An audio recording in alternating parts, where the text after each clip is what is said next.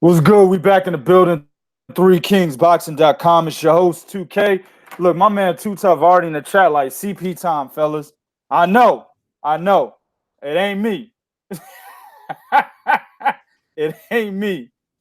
Of course, I'm joining my man Bo, man. How you doing today, bro? Bo, can you hear me? Yeah, I hear you now. What's going on, man?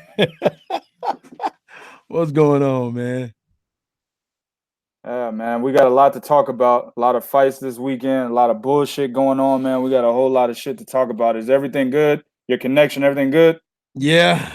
Everything's good, player. All right, man. Let's jump right into it, man. So we got Barry Hearn over there saying some shit he shouldn't be saying, bro. And it's funny because in boxing, this is the thing. If you're a major entity, not even if you're a major entity, if you somebody that a lot of people know, you got to watch what the fuck you say. This is why fighters, managers, promoters, etc., they got PR people out there basically saying, let us talk for you. You know what I'm saying? So I'm not saying Barry Hearn should have a PR person, but after the shit he's saying today, he might need to go fucking hire one. You know what I'm saying? My man is over there talking about how it's easier today, basically. Nah, I ain't gonna get the fuck out. It's your fault, nigga. We waited 10 minutes It's not because of my unknown reasons, nigga. We won't say nothing. Yeah. We waited 10 minutes for unknown reasons, nigga. We just gonna keep it like that. I was ready at 8:27, motherfucker. The show don't start at 8:30, motherfucker. If I get 8:31, you can't put good shit on me. 8:35 came, 8:36, 8:37. No.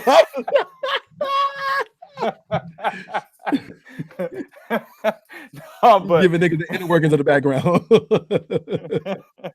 No, but anyway, man.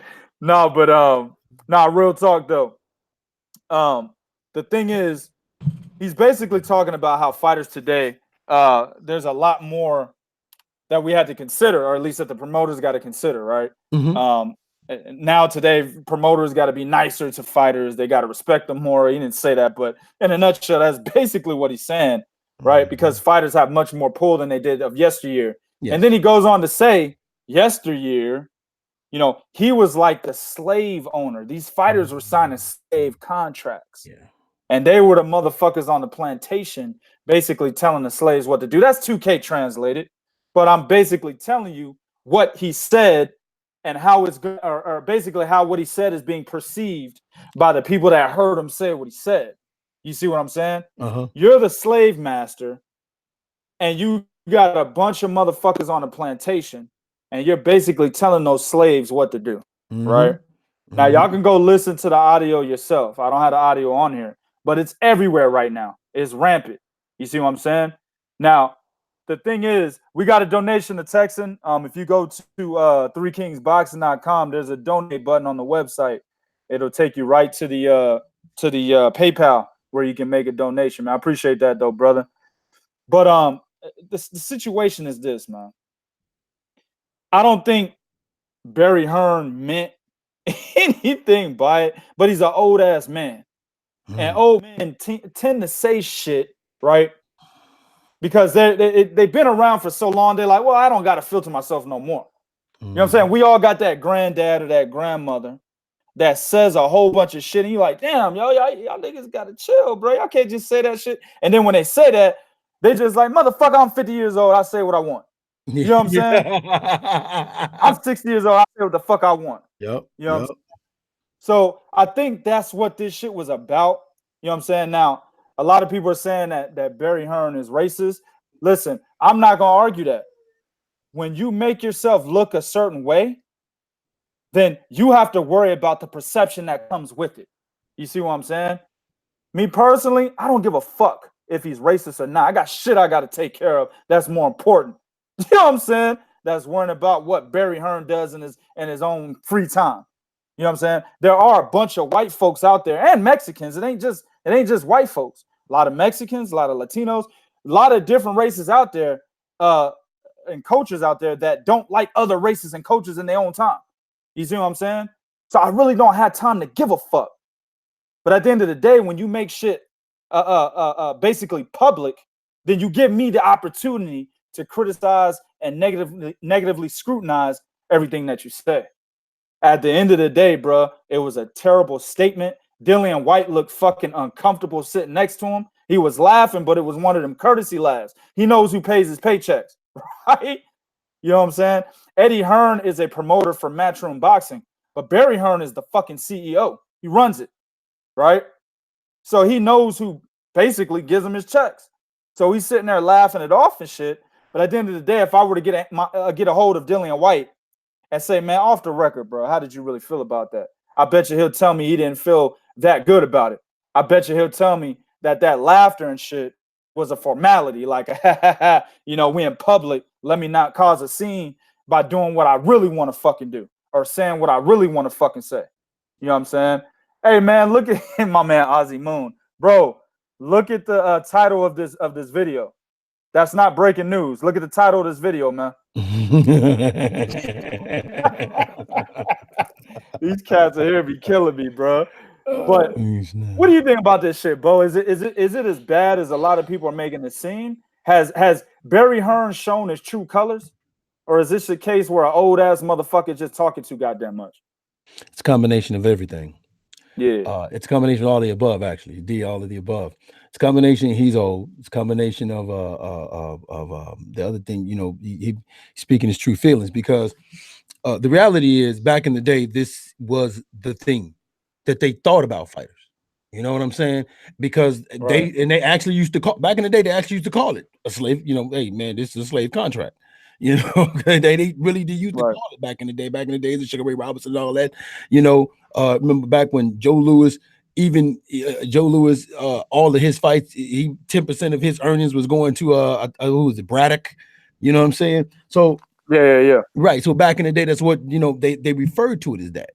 The alarming thing to me is when he goes, well, now we have to be nice. I have to call him Mr. White. Well, here's my thing. It has been changed, if I recall correctly, during the era of Martin Luther King back in the 1960s. Supposedly that had changed. Then you go 10 years past that to the 70s and 80s. So if you're telling me, well, now I have to call him Mr. White, you should have been calling this motherfucker Mr. White. See, that's what kind of got me. It's like, when I have to say Mr. Dillian White. Wait a minute, we're so far past that concept of, you know, that comment that you should have been calling this motherfucker Mr. White. You're right, you know what I'm saying? You should have been calling him Mr. Anthony Joshua. So those are things you should have been fucking saying. So it was alarming. That's why that part was alarming to me, because I'm like, well, wait a minute, motherfucker. If you're telling me what you should be saying now, then shit.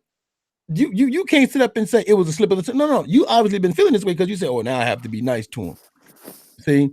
And that's the problem is, I don't think he meant anything negative towards it, or even or trying to be racial about it. I think he was giving his honest perception of what they used to think back in the day.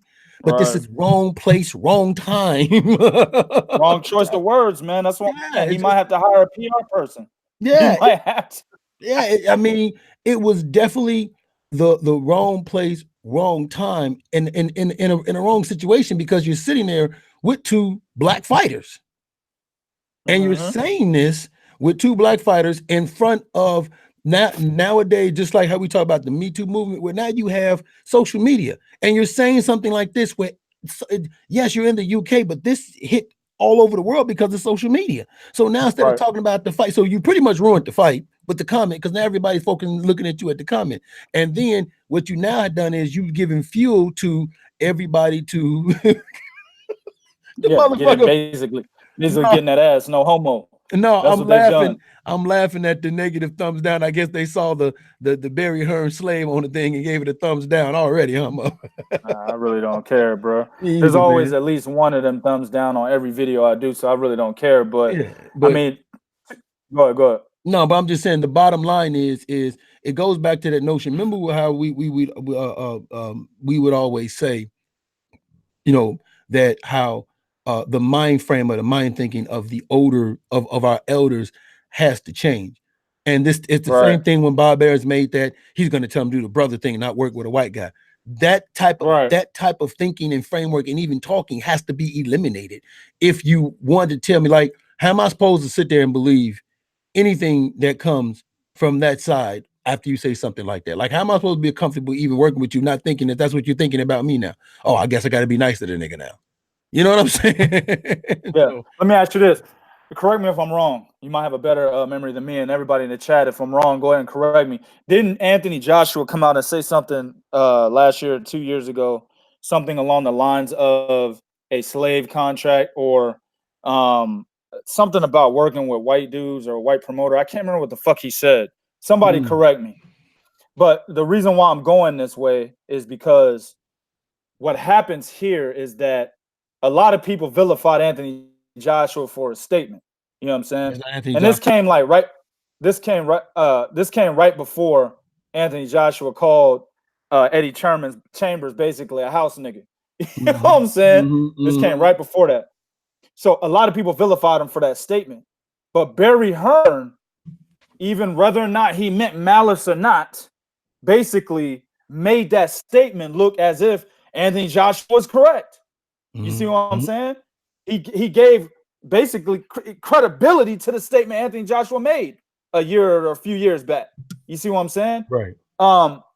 My thing is this. As I said earlier, I don't give a fuck who's racist. I don't care. I don't have time for that. You know, I be honest, I don't even like people. You know what I'm saying? I fuck with people who fuck with me, bro. Other than that, I do what the fuck I gotta do. I don't pay attention, you know what I'm saying, to what people gotta say or what they do in their free time. But I will say this, and Too Tough touched on it already. He said it's how rich people view the rest of us. He's absolutely correct.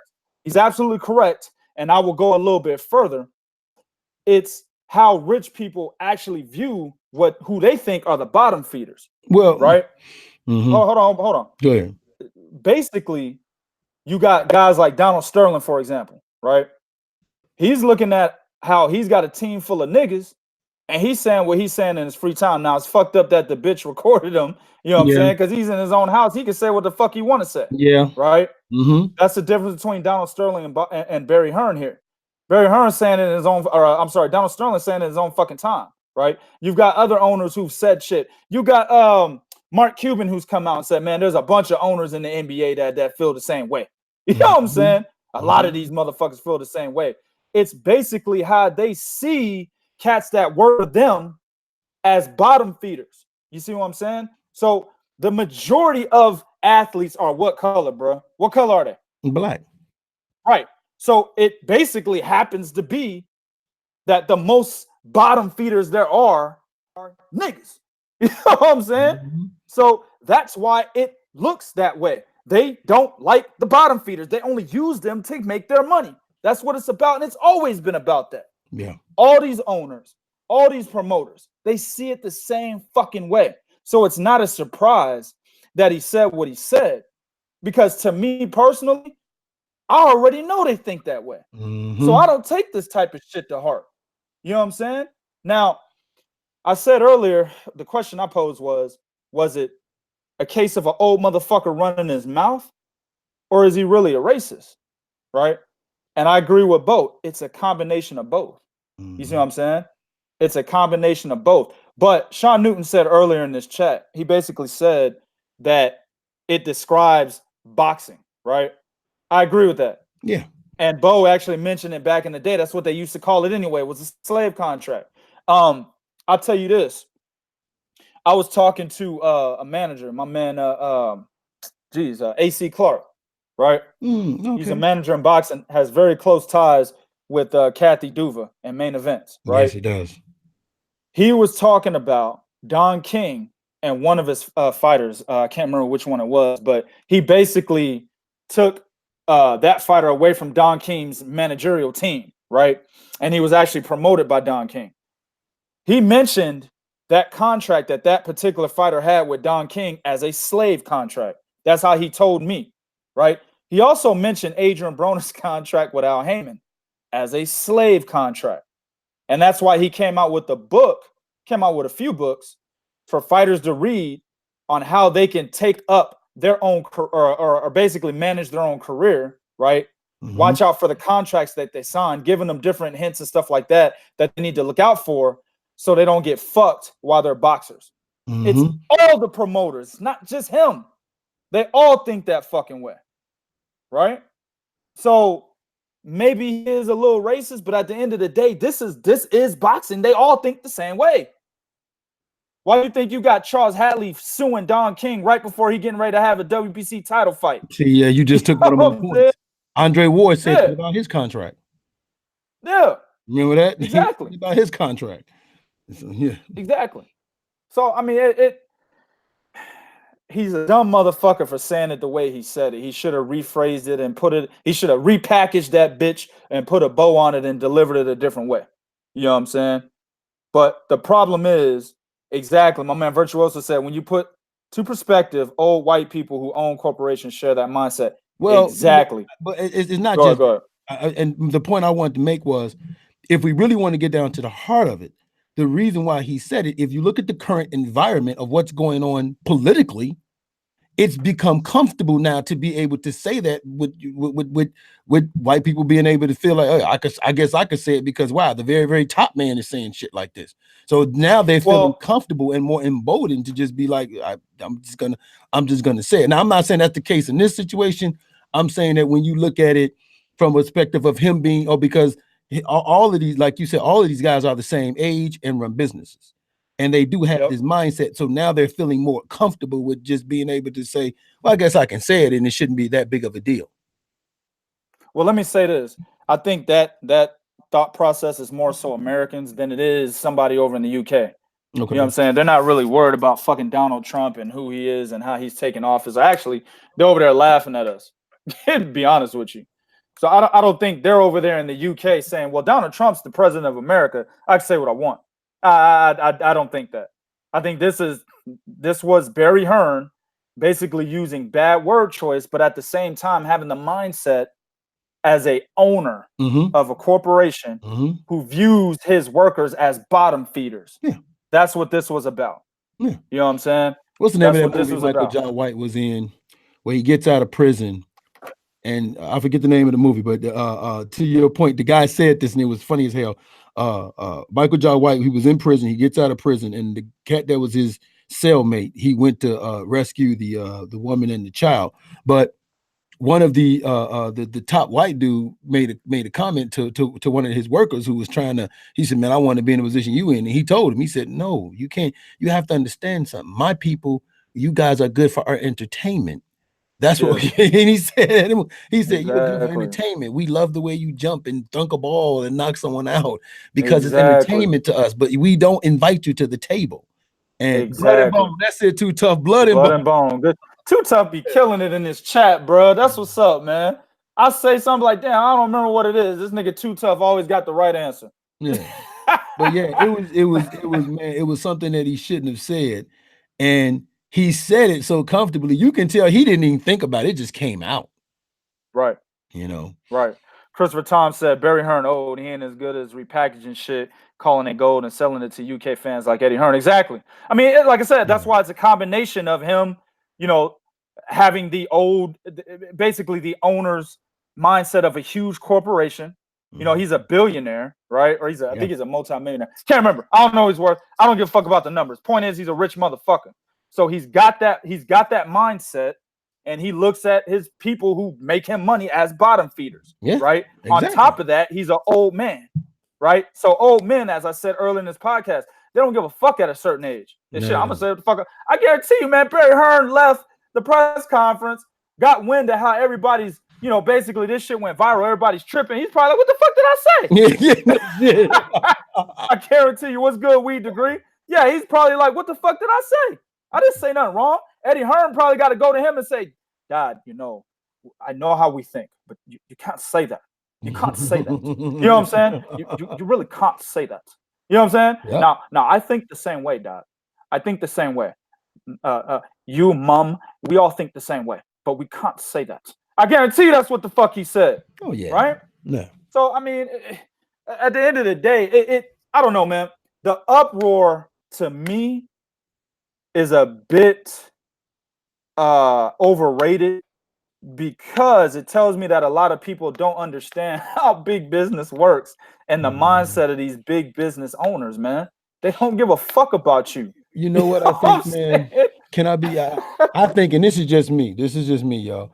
I think the uproar is the way it is because of you have a lot of people that probably caught backlash from what Aram said. So now Hearn is like, okay, well, we got to sacrifice somebody, so we're sacrificing a motherfucker that's not one of ours. You know, I agree with that. That's a good point. That's a good point. You know, I think that, you know, I'm a little pissed off. Let me say this. I'm a little upset that more of the outrage was not on the emails from Golden Boy about Al Heyman. That shit was blatant as fuck. You know what I'm saying? Right? That was malice right there. What Barry Hearn is saying, you can take it as malice and I won't argue with you. Right. But I would just insert my position that that's how these big business owners think. Yeah, like you can defend his statement. Like you can defend his statement too. You know, like, come on, man. That's like I wouldn't do it, but Barry Hearn would have no problem inviting a nigga to his table or some shit. You know, he had no problem sitting next to Dillian White, right? You know, I don't want to say his table, but he might give a nigga, you know, a extra bonus here and there, right? They've done it before, right? Right. The guy that worked for Golden Boy, I can't think of his fucking name right now. The spokesman that wrote the email, he don't want nothing to do with niggas, and he made that shit clear. So the outrage, the lack of outrage for the Golden Boy emails, that shit right there is worse in my opinion, right? Because that shit was all about malice. Mm-hmm. And the only people that talked about it, of course, was myself and a few other cats on YouTube. You know what I'm saying? Nobody really talked about that shit, man. Yeah.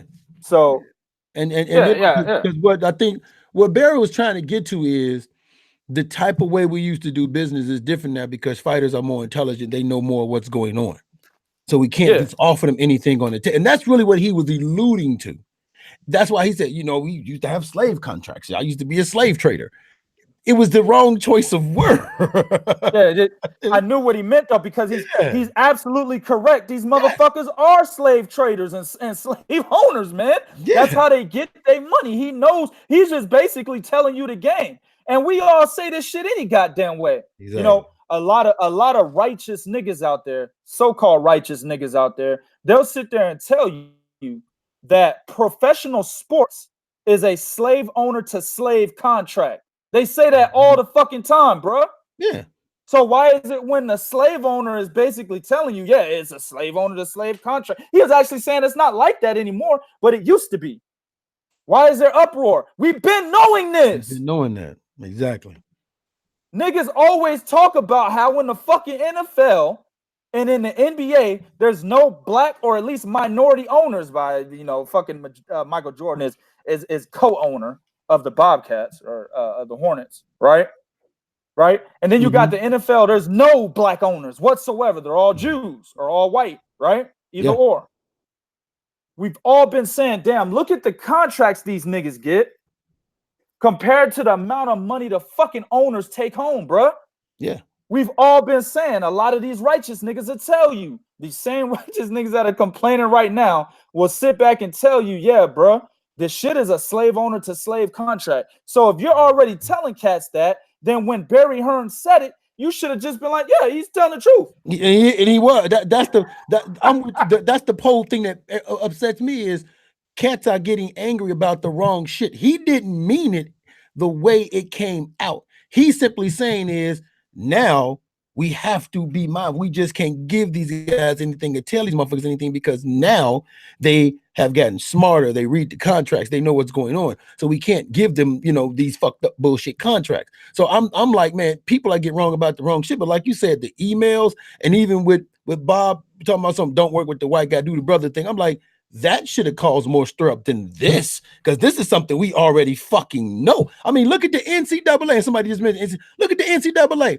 You got billions of fucking dollars in the NCAA, baseball, football, wrestling, all these sports and colleges, and these athletes get no money. They're old enough to vote and go to war and fight, but they ain't old enough for you to fucking pay them. And they get these boosters and billions of fucking dollars. New stadiums just popping up out of nowhere. So yes, you're absolutely right, man. And that's what he would say. He was 100% correct. I didn't have a problem with what he was saying at all. It's like, you're fucking right, dude. It's just the only thing is, let me say this, man. And this is, you know, this is, of course, I love my people. You know what I'm saying? You know, I love everybody who fucks with me. You know what I'm saying? But I'm gonna tell y'all something. I do have an affinity for my people. And if you're white in the chat, you should have an affinity for your people. There's no problem with that. If you're No, Latino, you should have an affinity for your people. There's no absolutely. problem with that. You know what I'm saying? Take pride in who you are and where you come from. But at the end of the day, a lot of times before we fucking start complaining about shit, we need to look at it a different way. If, let's say, Al Heyman came out of nowhere and say, "Yeah, man, you know, the slave ownership, bro. I'm the slave owner. Back in the day, it was me would be the slave owner, and them niggas over there was like the slaves. It ain't like that today, though. But that's how it used to be. I guarantee you, there wouldn't be Nobody that would be much this outrage, fucking mad. Nobody would be this right? fucking mad. It's the fact that it came from an old ass white man, and when people think old ass white man, automatically like, oh, that nigga was racist back in the 50s, automatically, right? Probably was, and this is why it's bad PR. He probably was racist. We don't know that motherfucker. You know what I'm saying? Yeah. And honestly, bro, I'm gonna tell y'all something, man. When when I pass by old ass white folks that are like in their 70s, 60s, and 80s, I be like, damn, that motherfucker was probably like, fuck niggers. You know what I'm saying? I do that shit. I've heard elder family members of mine say some shit that made me cringe. Like, God damn. Yeah. You know, it is what it is.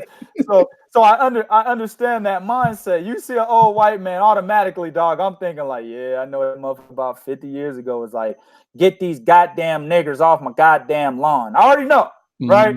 There's a possibility to that. It's 50-50. You know what I'm saying? But the thing is, you got to understand that if it came from another side, bro, it's not going to be the same outrage. That's the thing. And what he was describing is exactly what boxing is, man. He just did the wrong fucking thing because he's not the right color, by the way, to say something like that. A lot of people are automatically going to jump on him, whether it's wrong or right. That's just what it is. For real. Right? He's an old man that's the wrong color, right? And then it's just bad word choice, bad PR, bro. You got 3 negatives, triple negatives, man, in this scenario. And that's just what it is. You know what I'm saying? So you got anything you want to add on that? No, man. Let's move on, man. It's I mean, if you guys don't get it by now, you know, people are gonna feel what they're gonna feel, right? Regardless of what we say. But at the end of the day, and this is why but me and you talk about this, right? And that's why I say, man, I really don't do boxing groups because shit like this right here we're talking about, you got to use your own judgment. You can't listen to what another, use your own fucking judgment. And when you've lived like I've lived a long time, you've lived a motherfucking life, nigga. But I've lived a long ass time. You know what I'm saying? Right. Like the life you live is equal to my years of living, motherfucker. Right. When you have that wealth of knowledge, you have to use your own judgment on certain things and not just, you know, I mean, I had a motherfucker accuse me of being a Kovalov lover simply because I said, man, I'm gonna wait till all the evidence come out. I'm not gonna pay a judgment on it. You must like Kovalov. No, motherfucker, I know how this shit goes. Man. I just know how this shit works. You know what I'm saying? Bitch get mad, give her bad dick, or don't give her what she want. He assaulted me. Oh wow. Okay, man. Here's the $20. I promise you. Get the fuck out of here. Yeah. I mean, the thing is, man, I'm from Texas. You know what I'm saying? I'm in Texas right now. Texans they're cordial, but this is the thing, man. Racism isn't shit out here. It's nothing to them. You see what I'm saying? Oh, like I know. I was there. Racist. I'm gonna tell you something, man. I'll tell you something. When I was in college, bro, right? I had to do this project with this white dude, cool ass motherfucker, man. Motherfucker, cool shit, bro. Cowboy boots, you know what I'm saying? Cowboy hat. Flannels, nigga, cowboy all the way, bro. Talk just like the voice I just had. You know what I'm saying? And look, Shay Dub, you were Shay was with me. She was with me. She was with me when I went to the nigga's house. She came with me, right? You remember this? Cool ass motherfucker. He was like, hey man, you want to come to my house and we can go ahead and get this here project done at my house, man. We're gonna be barbecuing. It's gonna be great. I was like, hell yeah, let's go, bro. Shit, y'all some motherfucking country motherfuckers. I know y'all can barbecue, right? Me and Shay Dub went over there. As soon as we walked into the house, Pops was cool as fuck, right? Mm-hmm. Hey, you want some barbecue? Got some ribs out here on the grill, right? Julio said, "I'm describing C-Bone." That's that's we're gonna leave that alone, bro. That's fucked up. We're gonna Julio is, you know what? Alone, Julio isn't antagonistic, man. He antagonizing shit. We're gonna leave that shit alone. But we get in the house, everything cool, right? Me and Shay Dub walk up to his room. Confederate flags everywhere. Confederate flags every mother. The whole goddamn room pasted in Confederacy, nigga. Robert E. Lee pictures and shit all over the place. Now I step in that hole. I'm like, yo, what the fuck? You know what I'm saying? And I'm thinking to myself, me and Shay Dub, like, yo, do we want to stay here? Because these motherfuckers might have a rope ready for us outside. Mm-hmm. You see what I'm saying? Now, we stayed. We did what we need to do. But I was on edge, like, shit, I might fucking nigga up in this bitch. You know what I'm saying? Mm-hmm. But at the end of the day, we did what we had to do, right? I go downstairs. I'm like, all right, man, you know what I'm saying? I got to get the fuck out of here, right? Exactly. Posted all over the walls, yo. We got to get the fuck out of here. Now, the dad knows I was just in his son's room. You know what I'm saying? And the dad goes, hey, you sure you don't want no barbecue? I was like, nah, man, we got to get the fuck. I mean, we got to roll, bro. You know what I'm saying? We got to roll, bro. And the thing is, they saw nothing wrong with that.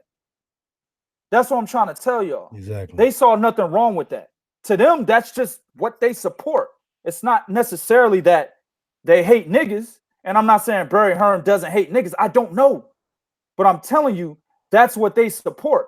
They let a nigga, at the time, I was a nigga with a long ass chain and shit, pants sagging nigga, backwards cap. Hold on, wait a minute. Was this in high school? In their house.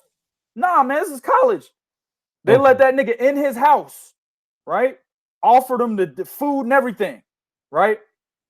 So if they really had a problem with niggas, they would have been shit at the goddamn college. Dude would have been like, hey, nah, bro, we can't be partners. You see what I'm saying? Right. Damn for sure wouldn't have let me go to his fucking house. That's what I'm trying to tell y'all, man. So with Barry Hearn, it's not necessarily a situation that he hates niggas. We don't know that. Mm-mm.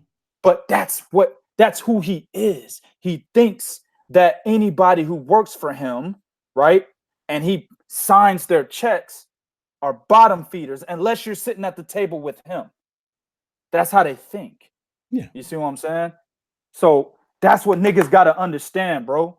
And they got to look at everything in retrospect, bro. Exactly. At the end of the day, them goddamn emails from Ezekiel Balderas, I can't remember who said it in here, but I appreciate the name. Them fucking emails from him basically saying that nigger, that shit is way worse than this. Because that was with malice, dog. That was met with malice, B. Exactly. We should have been all over that shit. Niggas should have been boycotting Golden Boy, but nope. You got motherfuckers still supporting Golden Boy. Nobody talked about the emails. No. As my man, the Texan, said earlier in this chat. Nobody really talked about the emails. So we need to be on that shit. Then maybe we could jump on this. Just saying, man. But what you got for me next, dog? All right, man. Before I get started, I got one question to ask, and I hate to say this, and this is probably going to get my ass kicked. Did Shay Dub get permission to use the laptop to talk? I don't know, man, but yeah, go ahead. Yeah, I don't know, bro. She gonna whoop my ass. Dude, this motherfucker Andy Ruiz was out here in them streets. And figured out a way, dog, to troll his way into a fight that he wasn't even in the running for. This motherfucker showed up late and surpassed everybody. Now, let me say something, though. Now, it was a good performance, and it was a performance we remember. And when you look at the pick, and I know a lot of you guys might agree or disagree, right? When you look at the pick makes sense because Andy Ruiz is Mexican. He's fighting for a world championship. It's in New York. You have a mixture of all of that in New York. Okay, so he has to salvage this. But how the fuck, dog?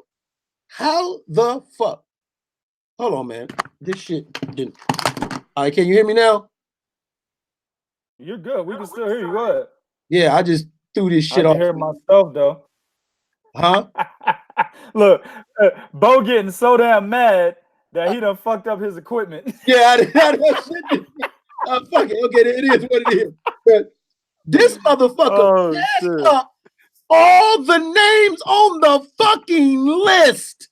Oh, Hunter, Ortiz, and don't even get me started on Ortiz. Oh my God, this motherfucker. I mira lo loco, idioto. Look, man. Oh, that's next. That's next. Oh, dog. He passed up all of them and got the biggest fight there is to get in boxing. And he did it by trolling these motherfuckers so much so they had to actually take him seriously.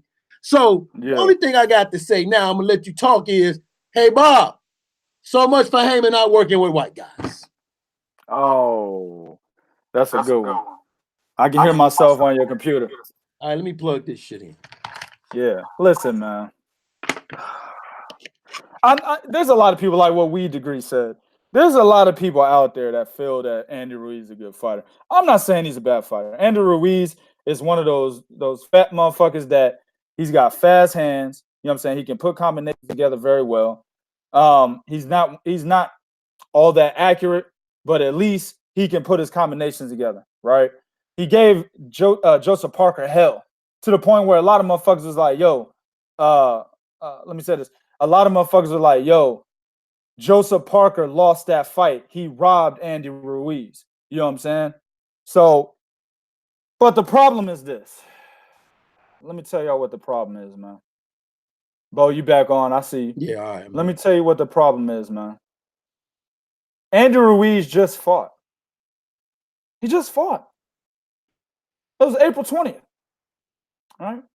I believe Andy Ruiz, if I'm not mistaken, weighed somewhere upwards of 250 pounds. Hell, actually, it was 260 pounds, right? For Alexander Dmitrienko. Went 5 rounds with him. So you're trying to tell me that after he just fought April 20th, he will be ready, in shape, the kind of shape we need him to be in to even be competitive against the Anthony Joshua by June 1st? How many weeks is that? What? And remember, you got to take a week away.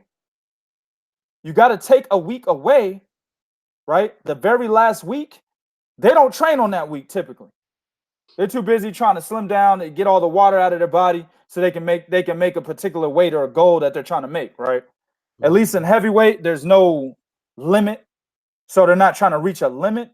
But at the end of the day, you don't want to kill your body on fight week. So they tone it down a little bit. So you got to basically take a week away. We're talking 4 fucking weeks of training camp, man. 4 weeks. Now, he could have been training last week, but it was right after a fight. So what I'm trying to tell you is Andy Ruiz is physically not going to be ready in 4 fucking weeks for the likes of an Anthony Joshua. It doesn't matter how you view Anthony Joshua. You could think this motherfucker is the biggest ducker in boxing. At the end of the day, Anthony Joshua has beaten guys who are better than Andy Ruiz, right? One guy already beat him. Whether you thought the fucking fight was a robbery or not, at the end of the day, officially, he beat Andy Ruiz. Okay? Yes, that's true. I'm picking Dillian White over Andy Ruiz. I'm picking Vladimir Klitschko over Andy Ruiz. He's already beaten guys that are better than him. Okay? I need Andy Ruiz to have a 12-week training camp for Anthony Joshua, not 4 weeks. You know what I'm saying? Not 4 weeks. It's not enough. You know what I mean? Dude, I see this fight as a Vitaly Klitschko versus Chris Arreola remake, bro. Ooh. And it's not because I feel Andy Ruiz fights like Chris Arreola. Absolutely not. Andy Ruiz has faster footwork than Chris Arreola. He has a better jab than Chris Arreola. He has faster hands than Chris Arreola. Yeah, he's a better all-around fighter than Chris Arreola. It's the fact that Andy Ruiz is not ready. He's not. Think about it. In training camp, he's going to, if the game plan isn't to get slimmer, he already lost. He already lost. If that's not the game plan, if the game plan is not to get slimmer, he already lost. Lost fight. Done. Knockout. Right? So hopefully his team is smart enough to say, yo, we got to get you weighed in at 262 against Alexander Dimitrico. We got to get you at like 250, dog. 245. We got to get you down there, bro. You know what I'm saying?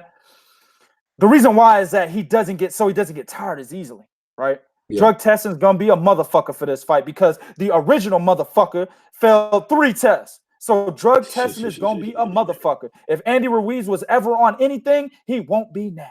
You know what I'm saying? No shit. He won't be now. He won't be now. So throw the peds out. If you ever watched Andy Ruiz fight, I've seen him get winded plenty of times. But if you're of the opinion that he doesn't get as winded as many of other fat ass fighters out there, then guarantee the peds out the window if you think that's what helped him. Out the window. So he's going to get winded if he's not losing the weight that he has on him right now. So he's got to get down to like 245, 250. Okay.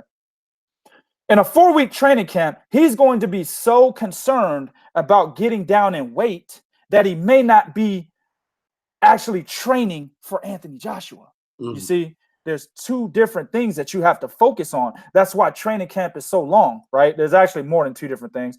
But in this case, it'd be 2 things. Getting down in weight and training for Anthony Joshua, right? That's why training camps are so long, because different weeks of a training camp, they focus on different things, right? That 1 week they focus on, sparring, getting guys that are somewhat like the guy that you're getting ready to fight. Another week is conditioning, getting back into fighting shape, right?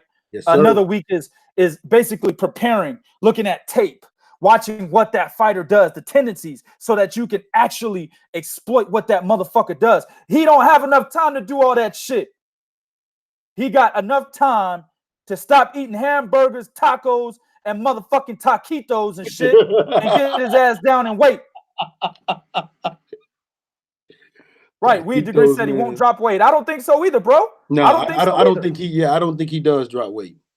And that's a problem. He's going to get beat the fuck up. I hope I'm wrong. I hope this is a great fight. I hope it's a close fight. Actually, I hope the underdog wins. Why? Because I like to see the underdog win. You know what I'm saying? Yeah. I love to see the underdog win. Right? Now, Too Tough said, isn't this AJ's longest left? That matter a bit early on. I think maybe the first 2 rounds, maybe even just the first round, because in my opinion, Andy Ruiz is much shorter. He has a much shorter reach. So he's going to be coming at Anthony Joshua, which is exactly what Anthony Joshua wants. What is Anthony Joshua's biggest punch? Anybody in the chat, tell me. What is his best combination? Anybody in the chat, tell me. Give you a hint. It has to do with him being at a distance. Right? He has an excellent uppercut on the inside. Yeah. That's how he knocked out Vladimir Klitschko, right? But at the end of the day, his best combination punching it had to do with him being at a distance. And you got this short, fat, stubby motherfucker coming after him. That's easy work from a distance. Jab, jab, straight right hand, move. Well, here's something I want to touch upon, because I think what a lot of people got to understand. I don't care if Andy Ruiz just fought, right? And I'm saying it from this perspective, because a lot of people are saying, well, he just fought. That means he is somewhat active. Here's the problem with just having to fight. The training camp is easy. The fight is always hard, which is why after every fight, you need a week to rest your fucking body. Okay? Yeah. Because during that week of rest, that's when you notice that you may have this blue mark on your shoulder from the guy rubbing on you, or you may have this sharp pain in your back from twisting something, or a guy leaning on you, right? So you have to take that 1 week of rest to let your body rest before immediately going back into a training camp. This is a situation where your body's not going to rest. You're going to go immediately back into an intensive, strenuous training camp. And that can hurt you. If you guys ever play that fucking video game, a Fight Night, or whatever that with Mike Tyson on there, right? And it said 1 week to train and all that, and it shows your rest meter and shit depleting, right? Right? Well, there's a reason why you have to take that fucking rest, because you have to let your body get everything back that it lost during the strenuous first training camp, then the fight, then you let it rest, build everything back up, then go back into another strenuous training camp to get yourself down. 4 weeks, you're going right back into a strenuous training camp, and we will see effects of that. I guarantee you, you'll see effects of that taking toll on his body in the 4th or maybe 5th round. Right. And that's where the problem for me is, as far as him going right back fighting, taking this fight. That's a huge problem, man. That's my only problem. I think it would have been a competitive. I mean, I still think Andy Ruiz his style is tailor-made for Anthony Joshua. Just because of the height and reach difference. Even if Andy Ruiz had a 12-week training camp, I still think he loses to Anthony Joshua. But at the end of the day, it would have been a better fight if a guy like Andy Ruiz, who is, I want to say systematically out of shape, nigga. You know what I'm saying? Like, it's his own system to be out of shape. Yeah. You know what I'm saying? 4 weeks is nowhere near. I'd rather see Michael Hunter. And I didn't want to see that fight because he's naturally a fucking cruiserweight. I didn't want to see that fight at all. But I'd rather see Michael Hunter. You know what I'm saying? Where's he at? My man Weed Degree said he had a Snickers. He's okay. That motherfucker gonna need about 17 Snickers, bro. And he probably already ate that shit. He probably ate 17 Snickers already. Rios, yeah. Exactly. My man, the Texan said, laugh my ass off that damn punch machine. Look, man, fight night round. I think that was round 4 with Mike Tyson on the cover. Yeah. Nigga, fight night round 4, that career mode was whack as fuck. Yes, but one of the things they got right was that goddamn health meter after a fight. That shit is accurate as fuck. And trainers will tell you, even if you knock a motherfucker out in the first round, we still recommend that you take a few days to a week off, you know, before you get back in the gym. Now, a lot of cats, they get right back in the gym. Regis Prograis is one of those type of dudes. You know what I'm saying? But for guys that are training year round, that stay in shape year round, like Floyd Mayweather did, then I mean that's not that big of a deal for them. But obviously, Andy Ruiz is not the type to stay in shape year round. I mean, the motherfucker wasn't in shape when he got into the goddamn fight with Alexander Demetrico. So I actually questioned the nigga's training camp before that goddamn fight. So he wasn't even in shape then. He's absolutely not in shape now. No, sir. So it's a bad fight, bro. It's a bad fight, one that I'm not wanting to see at all. But at the end of the day, I want y'all to remember something. Remember something. It is Jarrell Miller's fucking fault. You can't get mad at Anthony Joshua. Nope. We can't get mad at Andy Ruiz for wanting this fight. Nope. We can't get mad at Eddie Hearn. We can't get mad at nobody but Jarrell Miller. Fat, big booty ass Miller.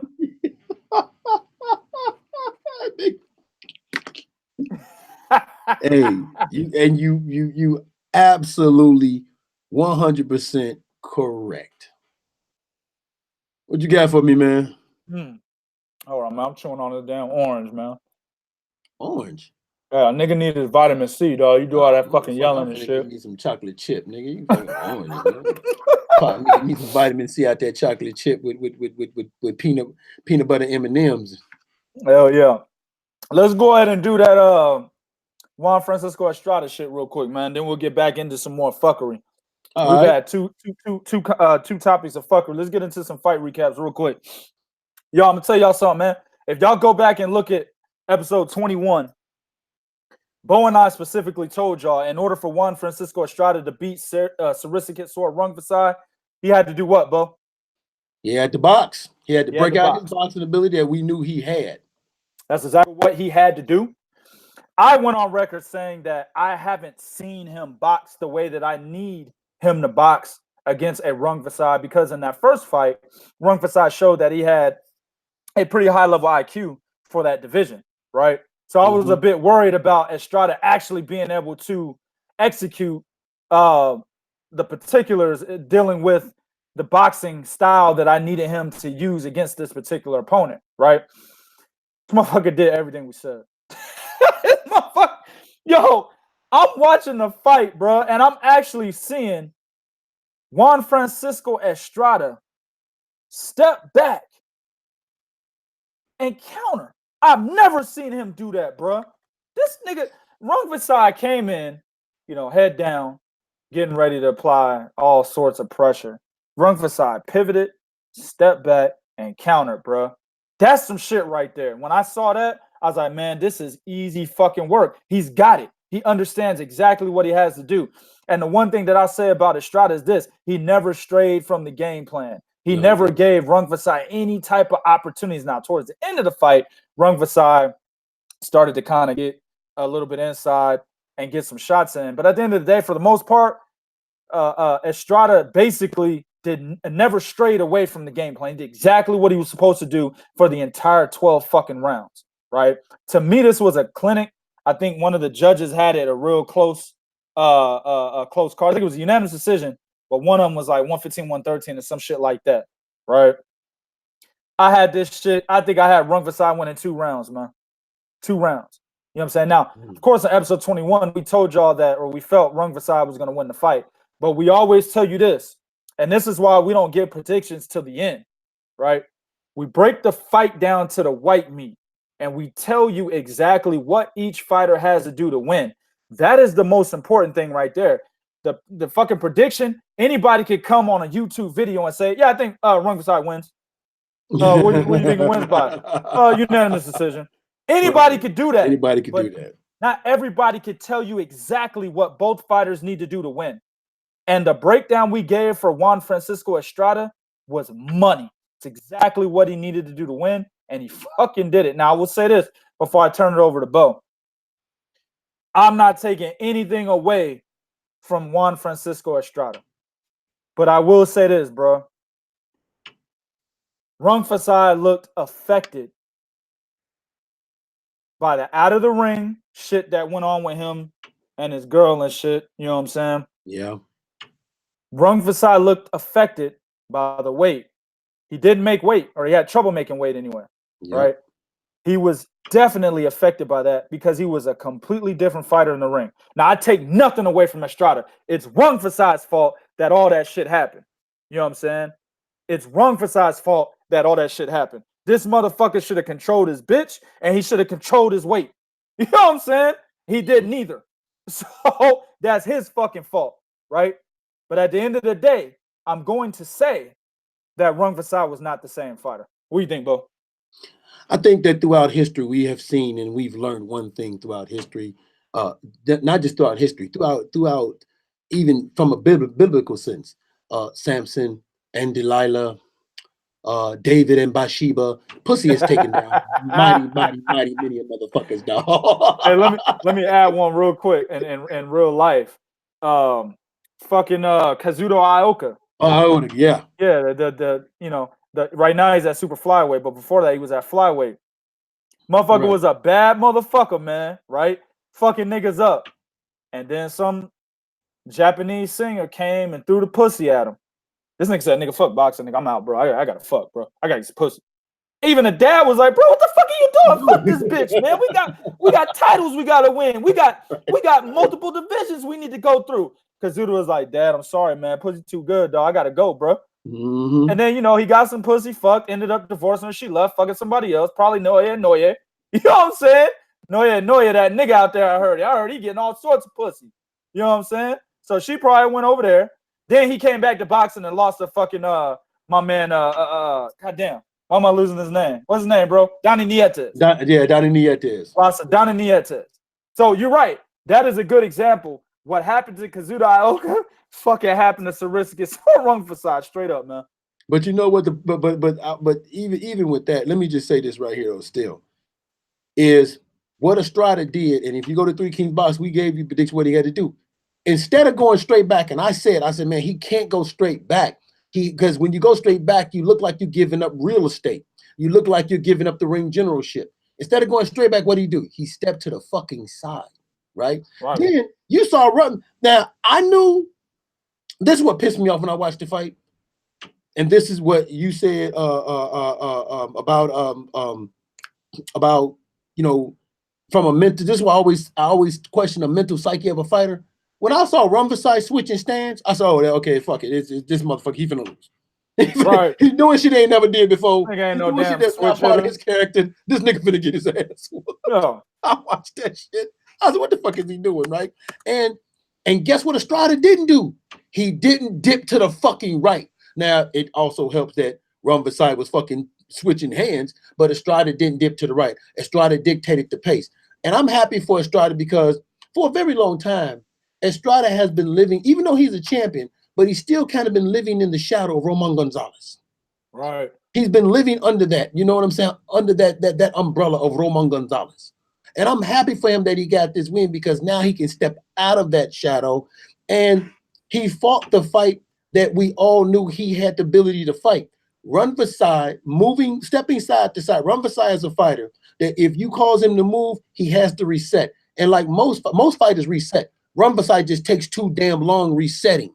That's the reason why you can catch him with counters. Most fighters take 1 to 2 seconds. Rumverside take 3 to 5. That's why you can catch him with the counters when he was catching with the left foot counter or the right hand counter. You can definitely get him with that because, and then when he resets with his hands down instead of being up. Okay, that was another flaw. Now, one more thing. Rumverside, again, overreaching. I said that in the breakdown. He can't overreach with his punches. He's overreaching with his chin too far past his fucking knee, overreaching, causing him to have a balance issue. Estrada, notice that, step left, step right. And if Estrada stepped back, it wasn't a wide step. It was a little half-inch step back so he can get right back in and attack. Perfect strategy by Estrada. I take nothing away from him. I don't care what Rumverside going on out in the ring because I say this all the time. I do the fighters what I do for me. Whenever I have, the problem with the pussy, I either I check it, but when I go to work, I don't let that affect me at my job because I still got to make this money. Hell no, that man. was the thing, and that's why I'm not using that as an excuse for Rumverside. But at the end of the day, Rumverside knew what he was up against, and I think he thought to a certain degree, well, I beat the guy once, and we started with Elena Alvarez. Well, I beat the guy once, I'll be able to do it again. You cannot fall into that trap as a boxer, man. Absolutely, 100%. Congratulations to Juan Francisco Estrada. Did exactly what he was supposed to do to dethrone the pound for pound Rumverside. And that will lead me to my next question. Should Juan Francisco Estrada be pound for pound? Oh, hell yeah. I've always felt that way about the lower weight division. Guys never get any credit, and they'll move up and capture belts in 3 or 4 different divisions and fight the top dudes. So I mean, I don't have a problem if somebody want to put him in somewhere in the top 10, anywhere in the top 10, but he definitely deserves to be in the conversation, if you ask me. Hey man, I'm about to say something about your mans. You know what I'm saying? Hey, listen, we don't care who it is, bro. When you say something that we need to address, we're gonna address it no matter what. Talking pound for pound talk, your man's was like, yeah, he put out a tweet. Am I pound for pound yet? Now I almost went on there and was like, hell the fuck nah, nigga. You talking about my man Regis? Regis. Yeah. Almost, nigga, I was about 2 fingertips away, bro, from typing out hell the motherfuck nah, nigga. What the fuck is wrong with you? But then I was like, nah, man, I don't want to do that, nigga. That nigga Bo cool with the nigga. Regis Prograis ain't even in the 15, bro. If they had 15 rankings, he wouldn't even be 15, bro. You know what I'm saying? Nah, man. You know what I'm saying? And then you got Estrada. Estrada was the guy that showed that he's a pound for pound fighter this weekend. You know what I'm saying? He's that dude. It wasn't Robert Easter Jr. It was Estrada. Daniel Roman. That motherfucker inching up there now with that unified belt around his waist. That's some dude. IBF and WBA super, right? That motherfucker's itching up there. You see what I'm saying? Hey, you know what? Anybody make a case for Daniel Roman, I won't argue with you. No, I won't argue with you. I won't argue with you. But exactly, Corey, he said win the WBSS first. I also agree with Shane. With Shane, he said he just won a title. Yep. Yeah. He just won the title, man. And it was the regular title at that. It wasn't the super title. WBA regular. So that nah, wasn't a man. super? Nah, man, that shit wasn't a super. I always got to remind your ass it wasn't a super, nigga. Come on, man. You pull that shit up. Man. What you pulling it up for, nigga? I'm telling you, it wasn't a super. No. Nigga, Kiro Relic was not the super champion, man. Well, who's the super champion? It's this shit's vacant. Oh, they doing that bullshit. They doing that Baval bullshit. Yeah. Nah, Kiro Relic was just a regular champion. So right now, Regis is the WBA regular champion and the fucking WBC Diamond champion. Nah, man, you fuck out of here. I'm just saying, bro. Was he the Diamond or the interim? He's Diamond. Interim is Josh Taylor. Okay. He's Diamond. Okay. Or Josh Taylor's silver, excuse me. Okay. That's right. That's right. Yeah, you're right. Because I don't think the WBC even have, do they even have an interim, or is it silver? The WBC? Yeah. I'm not sure if they got an interim. I know the WBA does, but I'm sure they got a fucking interim. They got an interim, bronze, silver, copper. Nigga, they got all that shit. I got all them belts myself, nigga. You know what I'm saying? Mm-hmm. The Texas said, you think they'll elevate him eventually like Gassiev? Absolutely, because when Josh Taylor beats Ivan Baranchyk for the IBF title, they're going to make that a unification. Yep. 100%. Yes, sir. The final will be a unification bout. Absolutely. And then you've got him beating Josh Taylor. If he beats him, I don't know. That's a 50-50 fight. Not saying he beats him. But if he does beat Josh Taylor, right? And he gets the unified, status, then he's going to be looking at none other than, who am I talking about? Jose Ramirez. Right? If he beats Jose Ramirez, if he wins the WBSS, I'll be looking at him as a strong fit for number 10. Maybe. Well, I'm going to be biased. I'm going to put the nigga at 10. If too many fighters. WBSS, I'll put him at 10. Man, there's too many fighters out there, bro. Yeah, Way too many fucking fighters out there, bro. I know. Hey, Regis, I got your back, bro. Now, you're not on it now, dog. You're not on it now, homie. I can't give you that now, Regis. Nah, man, you ain't beating no. I give you. Motherfucker. Unified chip, I'll put you at 10, bro. That nigga is vacant, Christopher Tom. Nobody has it. Nobody has it. Terence Crawford had it when he vacated it. They haven't upgraded anybody to that title yet. But nah, man, you can't beat no Julio Diaz's and shit and some washed up ass Julius Ndongos. And I can't remember the Mexican dude he beat that was right before the WBSS. And that's tell you something right there. You beat Ndongo, Flanagan, and Roki. Well, Flanagan and Ndongo coming off losses. Yeah, that's true. Relic was coming off of a win, a close win against Troy Anofsky, the nigga that got knocked out by one punch from Julius Ndongo. But that's either here nor there. You know what I'm saying? It is what it is, man. But what you got for me next, man? Man, dog. Oh, wait. Let's go back to the fuckery before you start. Oh, you want to go back? I was going to go to the fights. All right, man. So back to the fuckery, nigga. Let's get back to the fuckery. All right, so then, you know what? I hate to do this, but fuck it. I'm going to skip. You know why I'm going to skip? Because I am entitled from a cultural standpoint to talk about this shit. Luis motherfucking Ortiz need to clean house. Okay? Limpia la casa, motherfucker. You need to clean house. That nigga making me speak Spanish. El Goto Maroto Houseo, nigga. I don't know what that means. El Clean Lincia Houseo, nigga. Man, clean. What the Shay? Go my man long. Somebody help this nigga. I'm telling you, bro. Man, yo, he gonna make me speak some type of Spanish to his ass, bro. Oh my God, dog. Luis Ortiz need to clean motherfucking house. Now, let me just address one motherfucking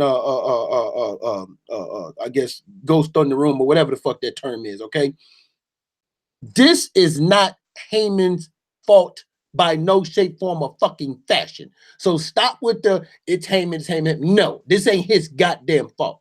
Number one, when you pick a team, you pick motherfuckers that's doing shit in the interest of you.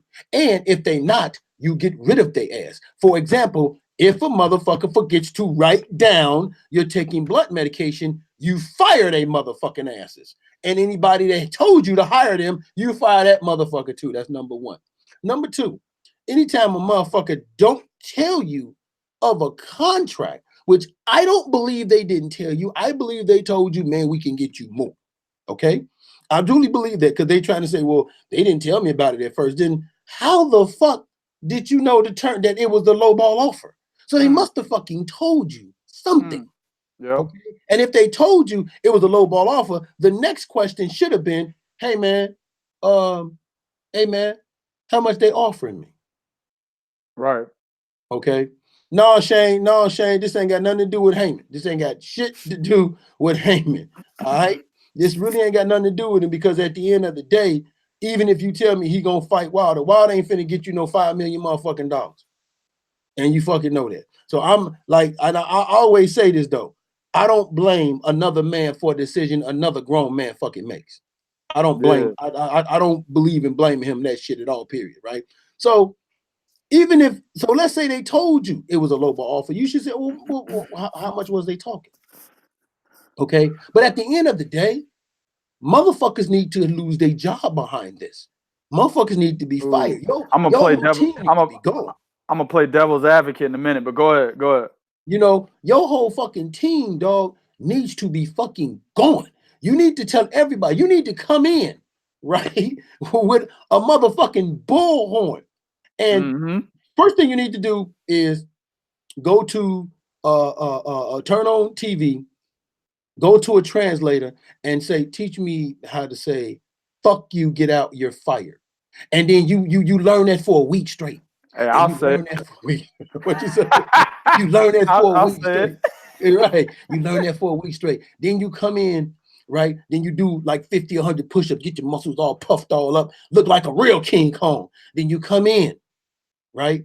You come in, bandana around your motherfucking head, okay? A fucking cut off shirt and shit, a machete in one hand and a bullhorn in the other, and you say, get the fuck out, you are fired. Now what the fuck should have happened? And the fact that there's no amount of repercussions behind this, that there's no amount of, there's nothing from me, from Luis Ortiz, with the exception of people saying, hey man, we were deceived by our promoter, which is Dave Promotion was his promoter, and that's a promotion that he had long before motherfucking Al motherfucking Heyman. He been with them motherfuckers. This is back when they went to over to join with Eddie Hearn, right? Yeah. Luis Ortiz and his team have been making decisions that's not conducive or productive for Luis Ortiz's career, period. I said this before. The worst thing that motherfucker did was leave Golden Boy. That's the worst thing he did. Yep. And people can argue with me, all right? But this was the stupidest shit. I don't understand what the thinking was behind what they did. Then try to lie about it like there ain't no paper trail. Like let me tell you something. If there's one motherfucker you don't lie on, is Eddie Hearn. Because when you lie on him, you better make sure that you are telling the truth, because he has no problem with exposing your ass. See, that's one motherfucker you don't lie on is Eddie. He's, oh, you want to lie on me? I got emails, motherfuckers, to prove. And when he said that, what did they say? Oh, our promoter,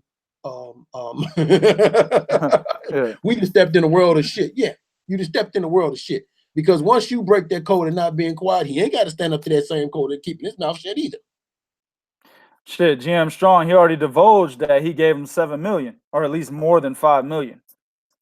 So, and you know, they came out and said they turned that shit down. The manager came out and said he turned that shit down because it wasn't enough. They thought they could get more. Yeah. So here's the deal, bro. And before I play devil's advocate, I'm gonna do something, bro. You know. But let me say this, man. Luis, bro, come here, man. Come here, bro.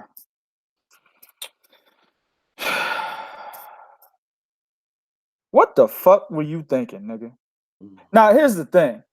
The motherfucker came on our damn Facebook post and said he wanted 10 million, but we thought he was playing. This is well before his manager said anything other than Luis Ortiz will be ready June 1st. We published that article. Luis Ortiz himself came on and said, we want 10 million. We'll be ready, but we want 10 million, basically. All right. Here's the deal, man. You have an opportunity to be unified champion. against a guy that you've been chasing for over 2 years now. Remember the whole fiasco with the WBA? WBA was stiffing that dick in you, bro. They were putting it in your all up in your ass, bro. On some what's the name of the movie with the motherfucker? It was In Too Deep. L. Cool J put the pool stick in that nigga ass. You know what I'm saying? That's what the WBA did to Luis Ortiz. 2 years, bro. You know what I'm saying? How is it? And understand, you've only got one title shot your entire career. One title shot. That was against Deontay Wilder. So all of a sudden, you're being called to get a title shot, not only a title shot, but a unified title shot for 3 belts against a guy that you really feel that you can beat. Why would you try to milk the fucking cow when you know Eddie Hearn will have no problem getting somebody off the street? They just did. They just did. They just fucking did. Exactly. No problem getting a nigga off the street, bro. Exactly. Virgil for $500K. Right. Oh, is that how much they paying? I heard it was 100, but I don't know. Like I said, I ain't good with the numbers. I don't know. But my point is, this is an opportunity of a lifetime, bro. If that were me, I'm jumping at the fucking deal. I'm telling my management, shut the fuck up, nigga. Hey, none of y'all niggas talk. I'm talking. Okay, Mr. Ortiz. You know what I'm saying? I'll negotiate this shit. El Habla 5 milliocio, nigga. You know what I'm saying? You want to only offer me 1.2 million? Give me that shit, nigga. Last time I got money was 500K. That's my biggest purse. Give it to me. You know what I'm saying? I high block 1.2 milliocio, nigga. Give it up. All I need is 5 weeks. I'll take it. It is what it is, man. He fucked up an opportunity for a lifetime that he may never get. Understand, bro. Luis Ortiz has been blackballed. Deontay Wilder forced, I don't want to say forced, but he basically told the WBC, I'm not fighting Bermain Stavern again because everybody is saying my resume sucks. Yes, give me the motherfucker everybody thinks everyone else is scared of. I'm not scared of him. I'll fight him. That's the only reason why he got the title shot. Is because Deontay Wilder got tired of motherfuckers saying his resume sucked.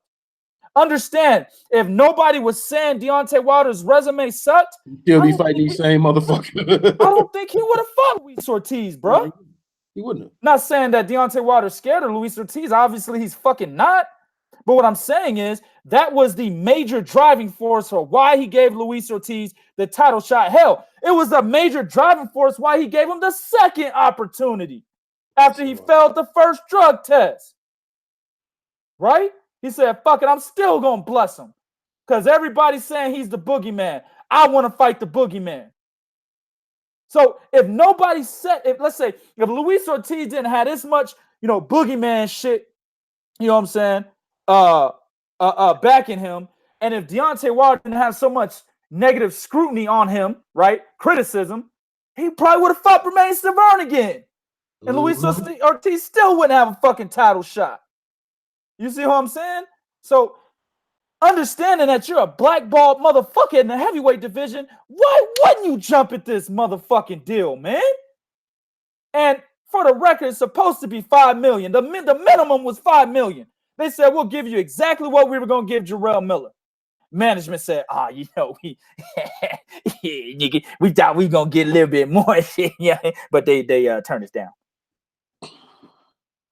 Get the fuck out of here. Are you kidding me? But I'm going to play devil's advocate real quick. Sean Newton could be right, Bo. Let me tell you why. Okay. Hold on. Let me tell you why. Oh, you remember a little old fight back in December of 2014, don't you? Had to deal with Jermell Charlo and Demetrius Andrade. Who had a hand in that fight not happening? Demetrius Andrade. Oh, Mr. Al Heyman did. Remember, there was a situation where they were talking about Demetrius Andrade possibly signing a deal with PBC but he wouldn't take this fight yet. He would take another fight. Now, of course, all that shit fell apart, right?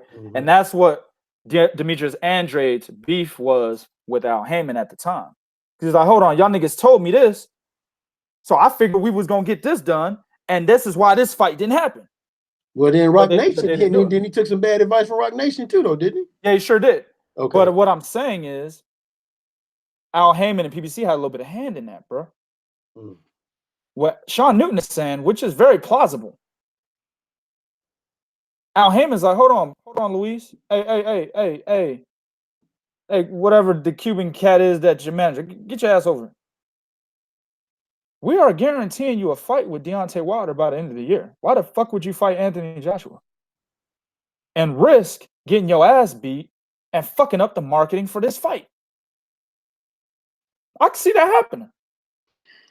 I'm not saying it did. Okay. I'm just saying it's a possibility.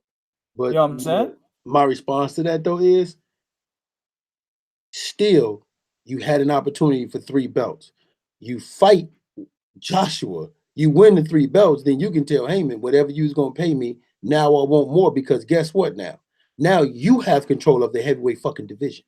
Well, from the perspective of Heyman, he don't care about that. Actually, he don't even want you to have a better upper hand so you can have to give him more money. You know what I'm saying? So my thing is this. They're already guaranteeing a Deontay Wilder fight. It's already guaranteed. Listen, Deontay Wilder's manager, we'll just lump this shit in here. The reason why Wilder and Joshua is not happening anytime soon is because Deontay Wilder's manager already came out and said, we got Dominic Brazil, we got Luis Ortiz, and then we looking at Adam Kalnaki. Okay? Those are Deontay Wilder's next 3 fucking fights. You see what I'm saying? So the thing is, a lot of shit happens in the background, especially when you're talking about having to promote a big fight that can possibly happen.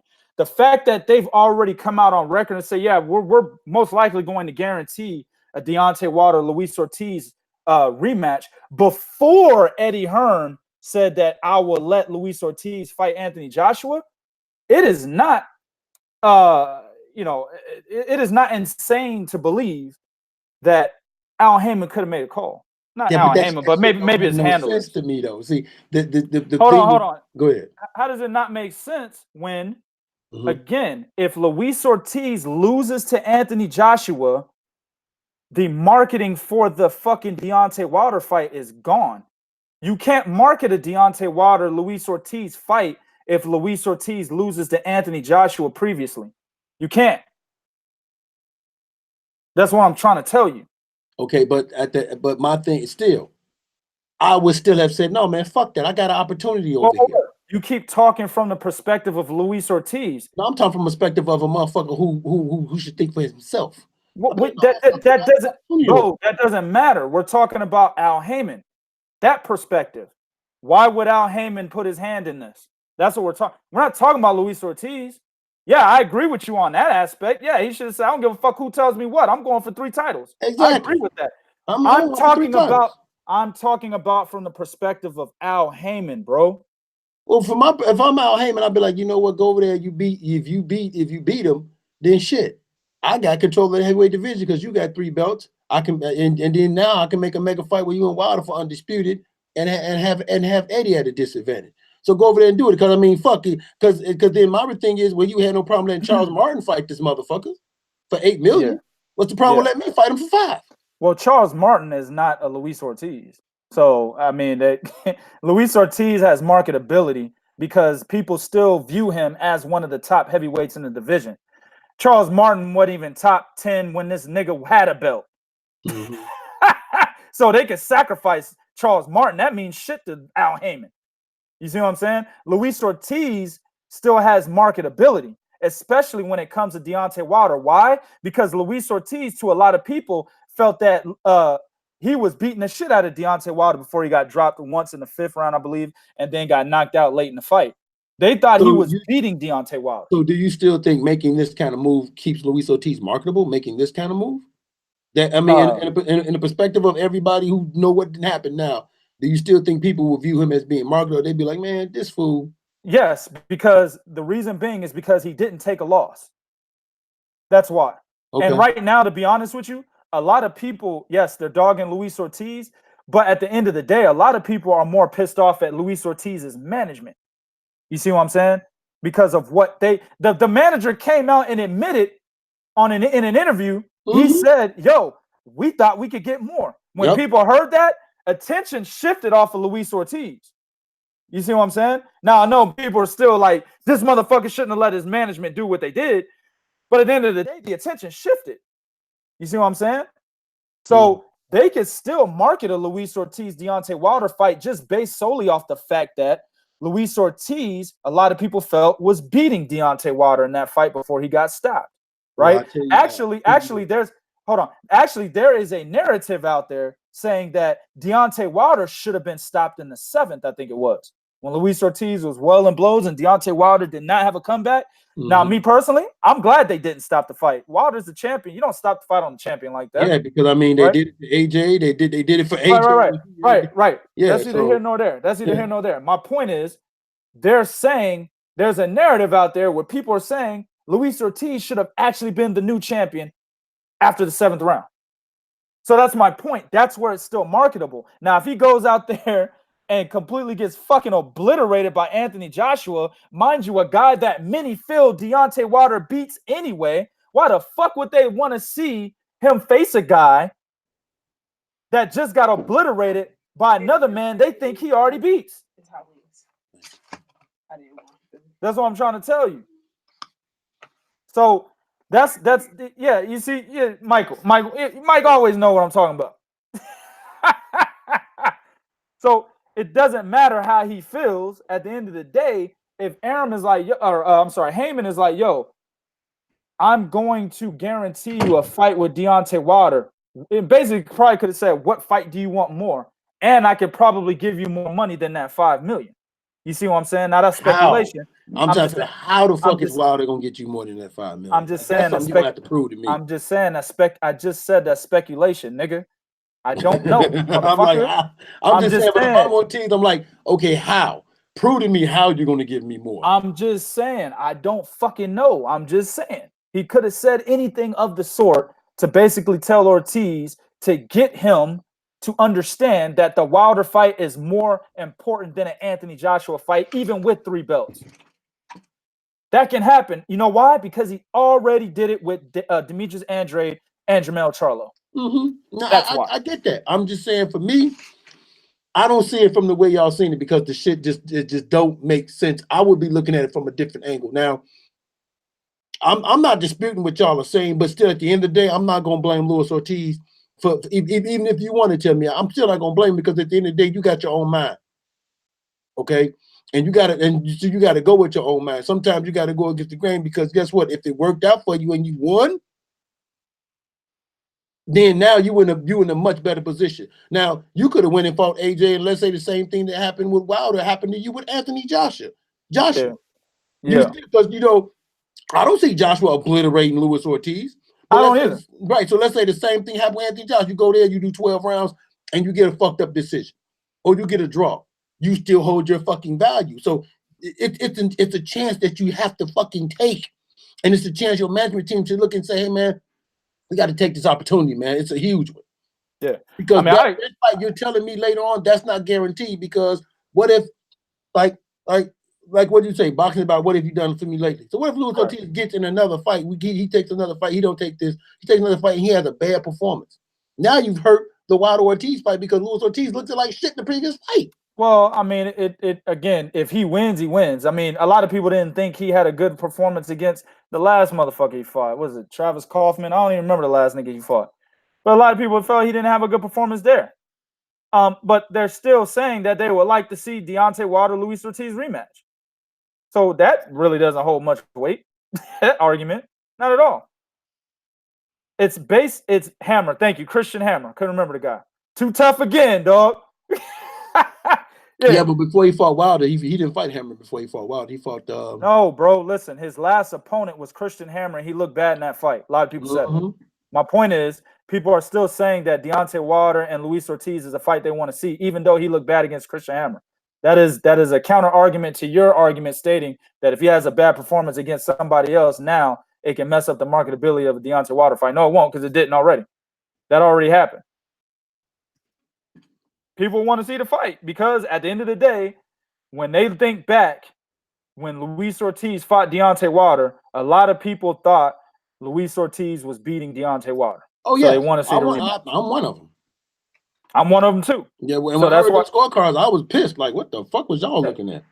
But my point is, as playing devil's advocate, my point is, if I'm Al Heyman, I could definitely understand having my handlers, or at least my people, go to him and say, yo, tell this motherfucker not to take that fight, because we can't afford him going out there and getting beat the fuck up, looking bad, and fucking up the marketability of a Deontay Wilder fight. The reason why it will fuck up a marketability of a Deontay Wilder fight is because if he loses, what does the public think automatically? Oh, he took a loss, he sucks. That's what they do, right? Shit, they should have felt like that when he lost against Wilder. How come they didn't feel like that? No, because the fight, they thought he should have won. But exactly. Here's the thing, though. I see what you guys are saying, and that is very well possible. I wouldn't put that past Heyman to do it. I'm just saying, for me personally, it just looks stupid to me because your guy could have went over there and either won or put up enough of performance to where it didn't devalue. It's just like gambling, bro. Mm-hmm. Oh no, I know that. It's odds that you don't want to take. Yeah. To be quite honest with you, I'm on record saying Luis Ortiz would have lost to Anthony Joshua if he would have took this fight June 1st. He would have lost. It's not enough time in the training camp.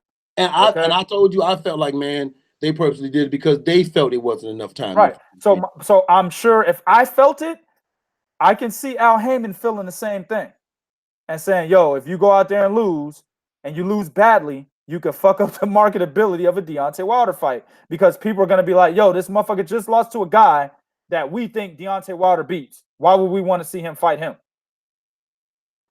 That makes perfect sense to me. Wait a minute. Say that again. They're going to say Luis Ortiz just lost to a guy that we feel Deontay Wilder beats anyway. So why would we want to see him fight Luis Ortiz now? That's what they're going to say. That's what majority of motherfuckers are going to think. Understand, if you look at the argument between, if we put a poll out there, all right? Let's do that. If we put a poll out there and I queried, people's opinions about, all right, dog, what do you think? Who do you think is the ducker? Or who do you think will win this fight? Anthony Joshua, Deontay Wilder. As much people that don't like Deontay Wilder, I guarantee you, bro, in my humble opinion, majority are going to pick Deontay Wilder wins that fight. Because at the end of the day, when that whole debacle went down, a lot of people realized after Anthony Joshua said, yeah, the $50 million deal was real. It was real. The offer was real, right? A lot of people lost a lot of respect for AJ. Because they said, oh, if the fucking offer was real, then why didn't you take it? You specifically said, I'll take it if they offer it. You're telling us it was real, but you didn't take it. The pendulum swung after that. You know what I'm saying? I agree with that. And I agree with Sean. I still have AJ winning that fight. Oh, I got him and Wilder. I got AJ winning. Yeah, but majority of people are going to say Wilder is going to win that fight, man. I see it all over our page on Facebook. Whenever we post anything AJ or Wilder, the majority of comments are AJ's ducking Wilder. AJ's ducking Wilder. AJ's ducking. I see this shit all the time. Even niggas in the UK saying that shit. That's what I'm saying. So, in my humble opinion, if Luis Ortiz, if you take that gamble, you throw a motherfucking, a die out there, 2 dice, and you say Luis Ortiz fights Anthony Joshua, you get that, right? Well, then if he loses, people are going to be like, I don't want to see a fucking rematch now. He just lost to the guy we think he can beat. But that's a gamble. But now you risk, like for me, I don't want to see him fight Wilder because you fucking ducked Anthony Joshua. The fuck I want to see you fight Wilder for, and you didn't just duck goddamn Joshua. They're not going to do that. So now I'm labeling you as a fucking ducker. No, there are guys out there on YouTube labeling this motherfucker as a ducker. I don't give a fuck what they say. They're out here labeling this motherfucker as they're not going to do that. I guarantee it. Like I said, at the end of the day, okay, Luis Ortiz was beating Deontay Wilder, and a lot of people felt that way. That's I why understand that. That's why people want to see the Tyson Fury rematch. Oh no, I'm one that want to see that, and that shit. I'm just saying but it's the same reasoning. They want to see the rematch because many people felt Tyson Fury was beating that ass. Yeah, but at the same time, the fighter in me and the person in me is saying, you take that fucking chance. Nigga, even if Heyman is saying, I don't believe you'll win with 4 weeks. Motherfucker, give me the fucking chance. Let me I agree with chance. you. And that's my problem. And even if I'm Heyman, I probably would roll that. You know what? Fuck it, roll the dice. Man, you a stupid ass businessman if you roll that dice. I would, because I still got Adam Kalnaki. And guess what? Wait a minute. I still got Adam Kalnaki, and I would take a chance on reinventing me another motherfucker. I mean, shit. Hold on, wait. What's the one thing Deontay Wilder is accused for doing? WBC. All of a sudden, guys are being ranked in the top 10. All of a sudden, the fighter. Right. So, guess what? Hey, you know what? Luis Ortiz went over there. Let's just say he loses. Let's say it's the same fashion as Wilder. I don't think he loses value, but okay, fine. Let's just say he does. Well, guess what? I still got Adam Kalnaki. I can reinvent a motherfucker. I mean, fuck. You giving me Dominique Brazzelli, who did lose to fucking Anthony Joshua. They got obliterated by Joshua. You selling me that shit? You How the fuck would you reinvent an Adam Kalnaki that does not have nowhere near the kind of style as a Luis Ortiz into a new Luis Ortiz? No. I'm not saying reinvent Adam Kalnaki. I said you will fight Adam Kalnaki and then reinvent somebody motherfucking else after that. Because I mean, fuck. You figure it the fuck out, but goddamn it, you don't do no shit like this. You can't. I don't want to see Wilder versus Ortiz. Fucking Joshua, fucking bro. You can't be a fucking businessman and say your plan B is figure it the fuck out. Nigga, you will go bankrupt. You figured it out now as you go along with this motherfucker doing No, they're not figuring nothing out, motherfucker. They saying the rematch is happening. Bullshit, motherfucker. I don't want to see Luis Ortiz versus Wilder. If you duck a title fight, you don't tell me you're gonna get one at the fuck him. Fuck that. You just basically said, as a businessman, you have a plan A and your plan B is figure it the fuck out. You would go bankrupt within 1 year. Well, whatever. I don't want to see Ortiz versus Wilder. The motherfucker just duck AJ. Fuck him. I don't want to see it. Fuck him. You don't duck a title fight, motherfucker, and then tell me, oh, I got one at the end. No, fuck that. Fuck that. That was a good one. He said AJ, fuck him. Yeah, I don't fuck him. You just duck Anthony Joshua, and you telling me something about the man? Fuck him.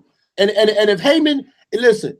Again, I'm not finna blame Al Heyman because Ortiz and his people went along with this. I don't think you should. Like I said, I was playing devil's advocate, but at the end of the day, no, I don't blame Al Heyman for nothing. But I'm just saying there is a there is a possibility that he could have had a hand in it because we've already seen it before with a huge fight at 154. Oh no, there's a strong listen. Everything y'all saying. Yeah, 100% motherfucker right. We just seen Bob Arum do the shit with Tyson Fury. Yeah. Okay. So everything I'm saying is 100% right. I agree with y'all 100%. I'm not arguing that. But my point is, motherfuckers. See, the reason why we get shit like this in boxing because motherfuckers are allowing it to happen. Yep. And that's the problem is you're allowing it to. All these motherfuckers are going to do what's in the best interest of them, right? And I'm just fucking around playing, saying what I said, right? If Al Heyman felt it was too big of a risk, you're absolutely right. Because I've always said he realized he fucked up when he let Anthony Joshua get the IBF title. Because that is what started the ball rolling for Joshua to win the other 3 belts. And he should have saved that for Wilder, but he didn't.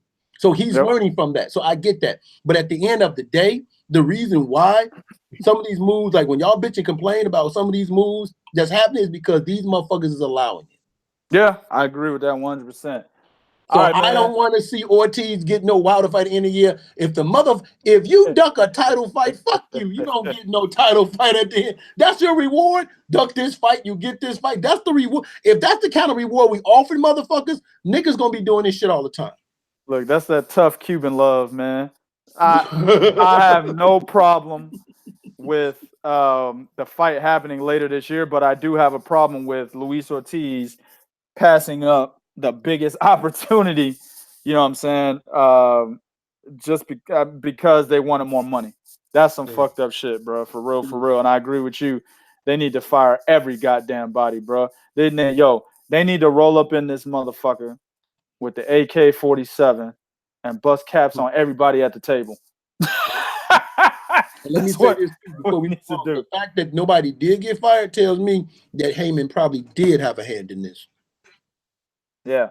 Ooh, look at my man GM Strong. Heyman had a hand in James DeGale option to drop his belt to fight Eubank. Absolutely. Ooh. Yeah, but still, I don't blame Heyman for that. Fuck, that's James DeGale's fault. You should be like, hey man, look, I'm not finna drop my fucking belt, man. No, I worked too hard to get this bitch. Man, I'm not finna drop my belt. From the fighter's perspective, yeah, he should have said. But they wanted him to fight Jose Uzcategui, so I kind of, James. You saw for a big money bag. James DeGale wanted a big money bag too. I think that was second priority. You saw what Eubank Jr. did. Had something to do with Kid Chocolate dropping his belt instead of fighting Golovkin. Matt Korobov, not Golovkin. Matt Korobov. Matt Korobov. Remember that? Peter Quillen. He had something to do with Peter Quillen dropping that belt. Yep. All right, man. Let's move on to the next one, man. Oh man. Let's jump into another fight. Recap. Kind of quiet this shit down a little bit after I just whooped Bo's ass. You know what I'm saying? Rewind, motherfucker, rewind.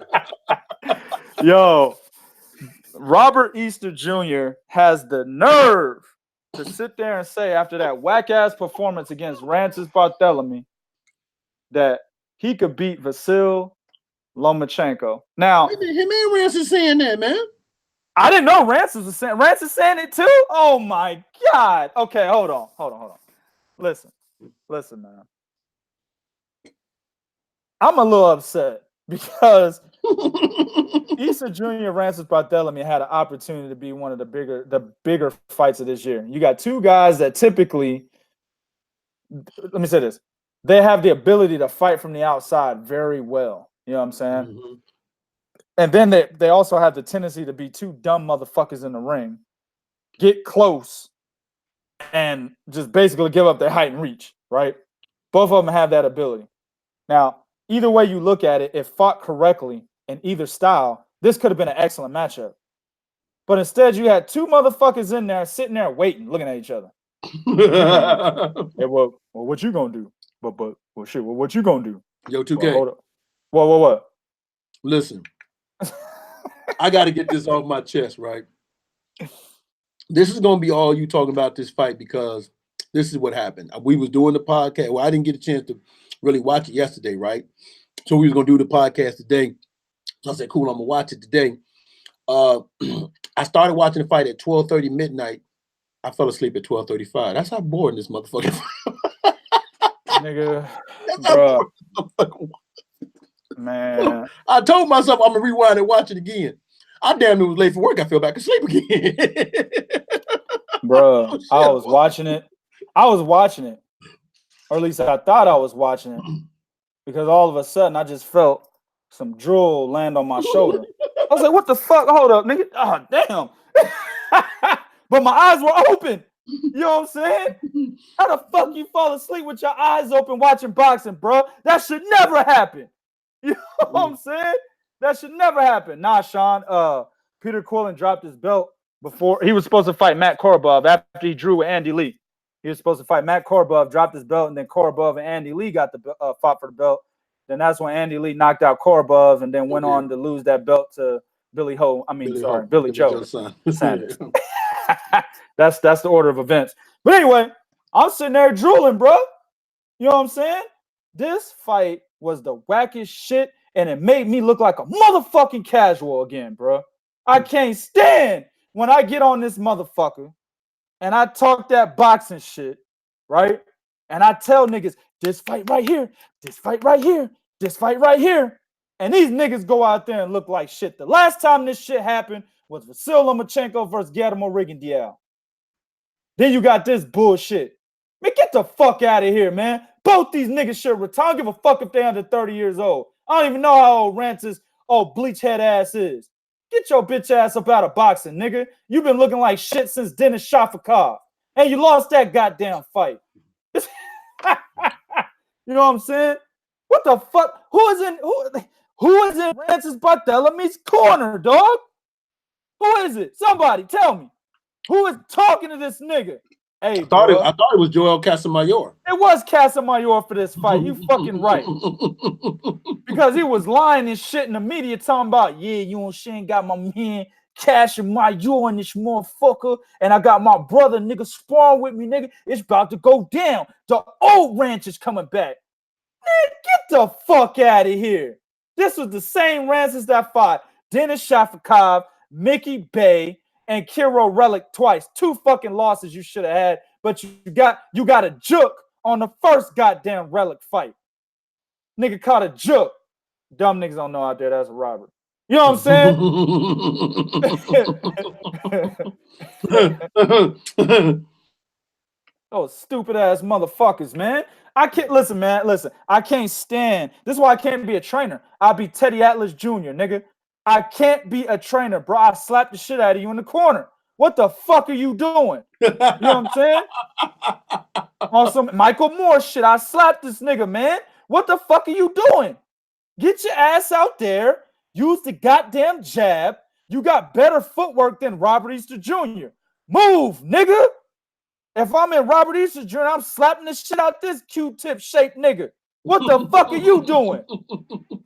Robert Easter Jr. look like a black ass Q-tip. What the fuck are you doing, nigga? Get your ass out there. Utilize the jab. Combination punching from the outside. Always be first. Is it that hard? Is it that hard, Bo? I'm gonna play devil's advocate. I'm gonna play devil's advocate here now because we have to have a calm voice on the show. So I'm gonna play devil's advocate. Maybe, just maybe, they realize, well, we need to have this fight a draw so we can rematch each other. Otherwise, we actually have to back up what we say and fight a top tier guy right now. And we know we're not gonna beat a Lomachenko. We know we're not gonna beat or whatever. Or maybe we can have a draw and then compete for the vacant WBC title. So maybe, yes, yada, maybe, yada, yada. I'm fucking playing. These 2 motherfuckers did this shit. These 2 motherfuckers. Do you know what this remind me of? That fight remind me of 2 homeboys that really don't want to fight each other. Yeah, man, exactly. Good point. Very good point. That's what it was to me. It was 2 homeboys that really want to fight each other. Very good point. Very good. Oh, no, Sean. There better not be a fucking rematch. Absolutely not. Absolutely not. And honestly, it wasn't bad matchmaking. This was, if you look at the styles, it looked, like I said, if they wanted to be 2 dumb motherfuckers and give up their height and reach, which is what they've been doing recently, that's actually supposed to be a good fight. If they want to be 2 smart motherfuckers and fight from the outside, that's actually a good fight too. They just didn't, like Bo said, they didn't want to fight each other. And if you see at the end of the fight, these niggas embraced and hugged and shit like they've been niggas for years. Man. Like literally like they roommates and shit, bro. They did no matter what happened, man, we gonna go to the club, nigga. We gonna hit the club. Fight, dog. You know what I'm saying? Hey, you gonna have that rent. You gonna have that rent though, right? Yeah, nigga, I already got the rent, man. I bet, my nigga. You know what I'm saying? That's exactly what that was, man.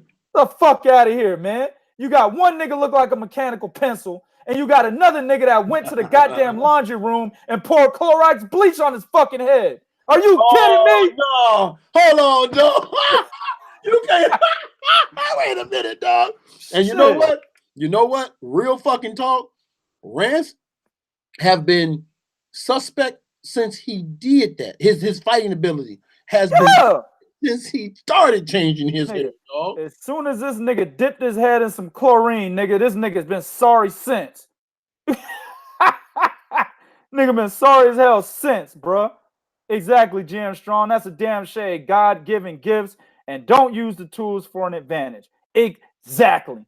Robert Easter Jr. Is it Robert Easter Jr. Senior that's fucking training him? I think it's his pops. You know what I'm saying? Yeah, I think it is, yeah. You gotta be fucking shitting me, man. You gotta be fucking shitting me, bro. Terrible fight. 2 terrible motherfuckers I don't care to see ever again. Ramses Barthélemy was on his last leg any goddamn way. He was on his last leg. Listen, be realistic. I'll give Robert Easter Jr. another chance because I've seen him do things recently. You know, he had a pretty good showing against Mikey Garcia. He just got outclassed, right? Ramses, I'm done, bro. I'm done. That's like 6 fights in a row, 5 fights. I don't know. I'm not looking at his box rep. But ever since Dennis Shafikov, Yeah. I'll never forget in that fight, I'm yelling at the TV, bro. Nigga's voice went raspy and shit like I got bronchitis. You know what I'm saying? Nigga talking like he Jamaican. Nigga sound like Tego Calderon and shit. Yeah. Fucking ridiculous, man. Don't ever make this fight again. All right. Keep Loma away from both of these niggas. Ruiz Jr. might make it a little bit exciting, but if he fights like that, keep him away from Loma. If he ain't gonna use his height and reach, keep him away from Loma. Straight up and down. You know what I'm saying? Don't want to see that shit. But if you letting this Lomachenko, if you let little ass Lomachenko keep you in that triangle, get the fuck out of here. I don't want to see that shit. Get the fuck out of here. If let's say the fight was announced and I see Ruiz Jr., working on how to fight in close, get the fuck out of here, nigga. Yep. His whole training camp. That should replace my that's my new thing. When I can't sleep at night, I'm watching Bartholomew versus Easter. That's my new NyQuil, goddamn. Right. Ruiz Jr. should be boxing from the outside, moving around the ring, whole goddamn training camp. He's gonna fight Lomachenko. The whole goddamn training camp. Fighting on the outside, jab, jab, jab, jab, jab. I don't even want to see this nigga throw an uppercut or a hook. Jab, nigga. Around the ring, the whole goddamn training camp. If he don't do that, I don't want to see the fight. Tired of seeing these niggas give up, like my man said, God-given gifts, natural advantages at the lower weight divisions. I'm tired of these niggas getting opportunities and not taking advantage of it or doing nothing with it. That's what I'm really tired. I'm tired of motherfuckers that shouldn't be in that position, taking up space for somebody that should be in that motherfucking position. That's what I'm tired of. I agree 100%. Bo, what you got for me next, man? Hey, man. Woo! Man. Errol Spence is out in the street. In these streets! He said, man, Bob better go somewhere with that 50-50 split motherfucking talk. He done lost his mind. If I grab that WBC belt off Porter, and then maybe even grab that motherfucking belt off motherfucker. All right, man. We'll holler at you. Christopher. And maybe grab that motherfucking belt off of motherfucking Manny Pacquiao went up Manny Pacquiao versus motherfucking Thurman. Ain't no goddamn way you still gonna talk to me about no 50-50 motherfucking split. Hold on. Christopher, your punk ass supposed to be supporting regardless, nigga. That's fucked up. I'm gonna have some words for your bitch ass on Facebook. All right, go ahead, bro. I'm gonna have a bitch ass word for you. Right? So Earl is up there talking about some man, Bob is out his mind with this 50-50 split. Now, here's the reality of it all. Arams is supposed to say that. Arams is supposed to say it's a 50-50 split fight. You know why? Because he's trying to be like, well, look, he's trying to give this appearance. Man, if we make the fight now, y'all, it's 50-50. Because he has to do what he thinks in the best interest of his guy. He can't openly admit, man, I know that you know what I'm saying, that you're the complete A side. I know that your motherfucking numbers was better than ours. 47,000 people came to see you fight at Texas Stadium. My guy only had 14,000. Your pay-per-view did, over 300,000. My guy's pay-per-view only did 150. You know what I'm saying? Sean Spence ain't building no roadblocks. We gonna get both of these motherfuckers on the same page. They trying to milk this fight because Aram came out and said that's a fight that you take 2 years to let fucking build. Okay, that's a fight you take 2. And then, at the end of the day, to say 50-50 split, Aram is supposed to say that, but I'm not mad at Spence for saying, man, hell no, this ain't no 50-50 split, dog. What do you think it should be? Huh? What do you think it should be? Right now? Yeah. 60-40. 60-40. I would even go 55-45. For Errol Spence, right? Mm-hmm. I would even go 55-45. At first, I was like, let me say this. At first, let the fight build. This is a super. Hey, let the fight build. This is a super fight. Soon as I get to the division, I don't look at fighting Errol Spence. I look at fighting Jeff Hearn. I look at fighting Jose Benavidez, and then Amir Khan just dropped out of the sky. Come on, bro. Let's keep it real. Let's keep it real here, dog. These motherfuckers is working together. It's like this is the shit they do. These motherfuckers is working together. Because at the end of the day, if you really want to make a fight, we just saw Andy Ruiz jumped in there. You really want to make a fight, dog, you make a fight. These motherfuckers is doing. Hey, Al Heyman, I'm gonna call Bob after what you call it fight. Oh, it's Bob's fault. Come on, man. Go ahead, man. Well, let me say this, man. At first, I was like, yeah, 50-50. Terence Crawford's a fucking undisputed champion at 140 pounds, bro. Mm-hmm. And as I said that, I was like, oh, that was at 140. Yeah, right. You know what I'm saying? Yep. Oh, shit, that was at 140. Fuck. You can't go into the negotiation table and say, nigga, look what the fuck I did at 140, motherfucker. Mm-hmm. They're going to be like, and this is 147. Exactly. So when you look at that, and I think it should have a little bit of say, but it's not enough to bring it down to 50-50, Mm-hmm. right? Terence Crawford is in a lot of lists number 1 pound for pound, on other lists number 2. There are some lists where he's number 3. You know what I'm saying? I don't know where the fuck that comes from, but at the end of the day, on the majority of pound for pound list, he's top 5. You know what I'm saying? Mm-hmm. That's leverage. Errol Spence has also creeped into the 5th position on some pound for pound lists as well. So it's not that much leverage. So anything you look at when it comes to Terence Crawford, there really isn't that much leverage. And the worst of it all is he's had 2 pay-per-views that even when you combine them motherfuckers, they don't even equal up to Errol Spence's only pay-per-view. They don't even equal it, bro. Remember, I told you, if Terence Crawford and Bob Arum want to have a strong case in negotiations, that Amir Khan pay-per-view needs to hit at least 290, bro. Mm-hmm. When you compare what it did with what his pay-per-view did with Victor Postal, it doesn't even equal 290. That's bad, bro, as a combination. So that right there alone, in my opinion, 60-40. Errol Spence. I agree with what he's saying, but I hate it. And the reason why I hate it is because it is another roadblock, Bo, and they're keeping this fight from happening. It really is. But I can't knock him for thinking that way, because he does have the upper hand, bro. He has the upper hand. And Bob said 50-50. He knew damn well when he said 50-50 split. He knew the motherfucker wasn't finna go for that. And he knew that. That's why he said 50-50 split. So he knew the minute Bob said 50-50 split, he knew, nah, they not gonna go for that. Yeah, I knew that. I agree, Jam Strong. I don't think he's top 5 either, but he has. Spence is not top 5. When I saw that on ESPN, I thought ESPN was smoking dope.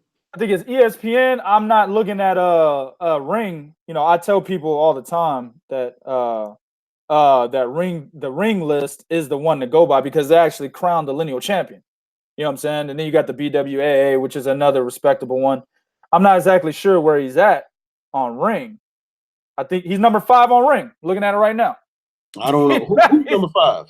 Errol Spence. There's no way Errol Spence is number 5. They got Vasyl Lomachenko, Terence Crawford, Canelo, Alexander Usyk, and Errol Spence, number 5. Number 6 is Golovkin. That nigga shouldn't be number 6. But Errol Spence shouldn't be number 5. I would rather Golovkin 5 over Spence. Nah, no, I don't. Yeah. Actually, Noya needs to be over both of these motherfuckers. Well, yeah, Noya is my number 3 pound for pound fighter. So. Yeah, he's at number 7. They got Rungvisai at number 8. He'll be moving out. Mikey Garcia at number 9, and Donnie Nieta is number 10. That's their list right now. Yeah, my top 3 is Crawford, Loma, and Inoue. But Errol Spence is not a top 5 pound. Errol Spence on my pound for pound list would be around 8. Yeah, I agree, Virtuoso. Pound for pound is subjective. Most of the elite fighters' positions are interchangeable on that list. Absolutely, they are. But I don't think I think Errol Spence hasn't done enough. Hasn't beat anyone yet. Serious? Yeah, he hasn't done enough to make number 5, man. Like if you Errol Spence, he's only beaten. No, he said Inoue hasn't beat anyone yet. I'm not even going. Yeah, we're gonna leave that alone. But anyway, because that's a whole nother fucking discussion. Go check out my video where I talk about Noya beating whoever he beat. He beat a lot of motherfuckers, man. Motherfucker was a 2-division champion in the same year. That's ridiculous. But anyway, he beat back-to-back lineal champions making multiple title defenses. Exactly. But anyway, leave that alone. Point is, Errol Spence only beat Kell Brook, notable name at welterweight, right? And that was Kell Brook coming off of a loss. Kell Brook coming off of a loss at 160. Mikey Garcia is not a welterweight.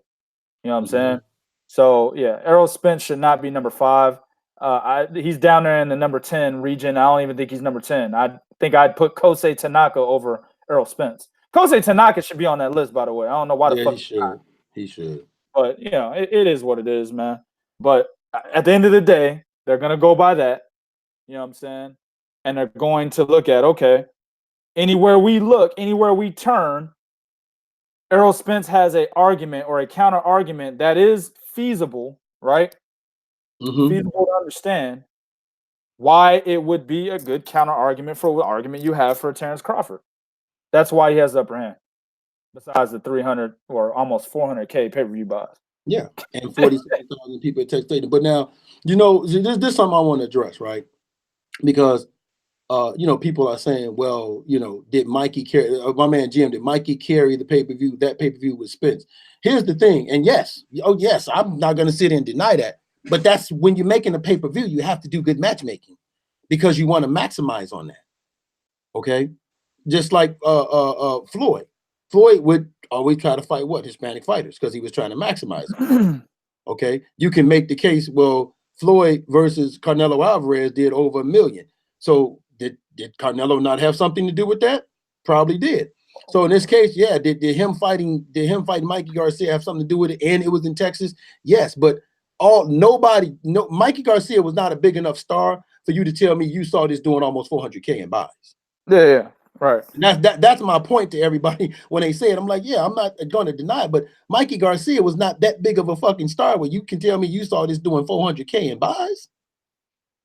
Come on, Eric. Loma's a 3-division champion and he's lineal champion at lightweight.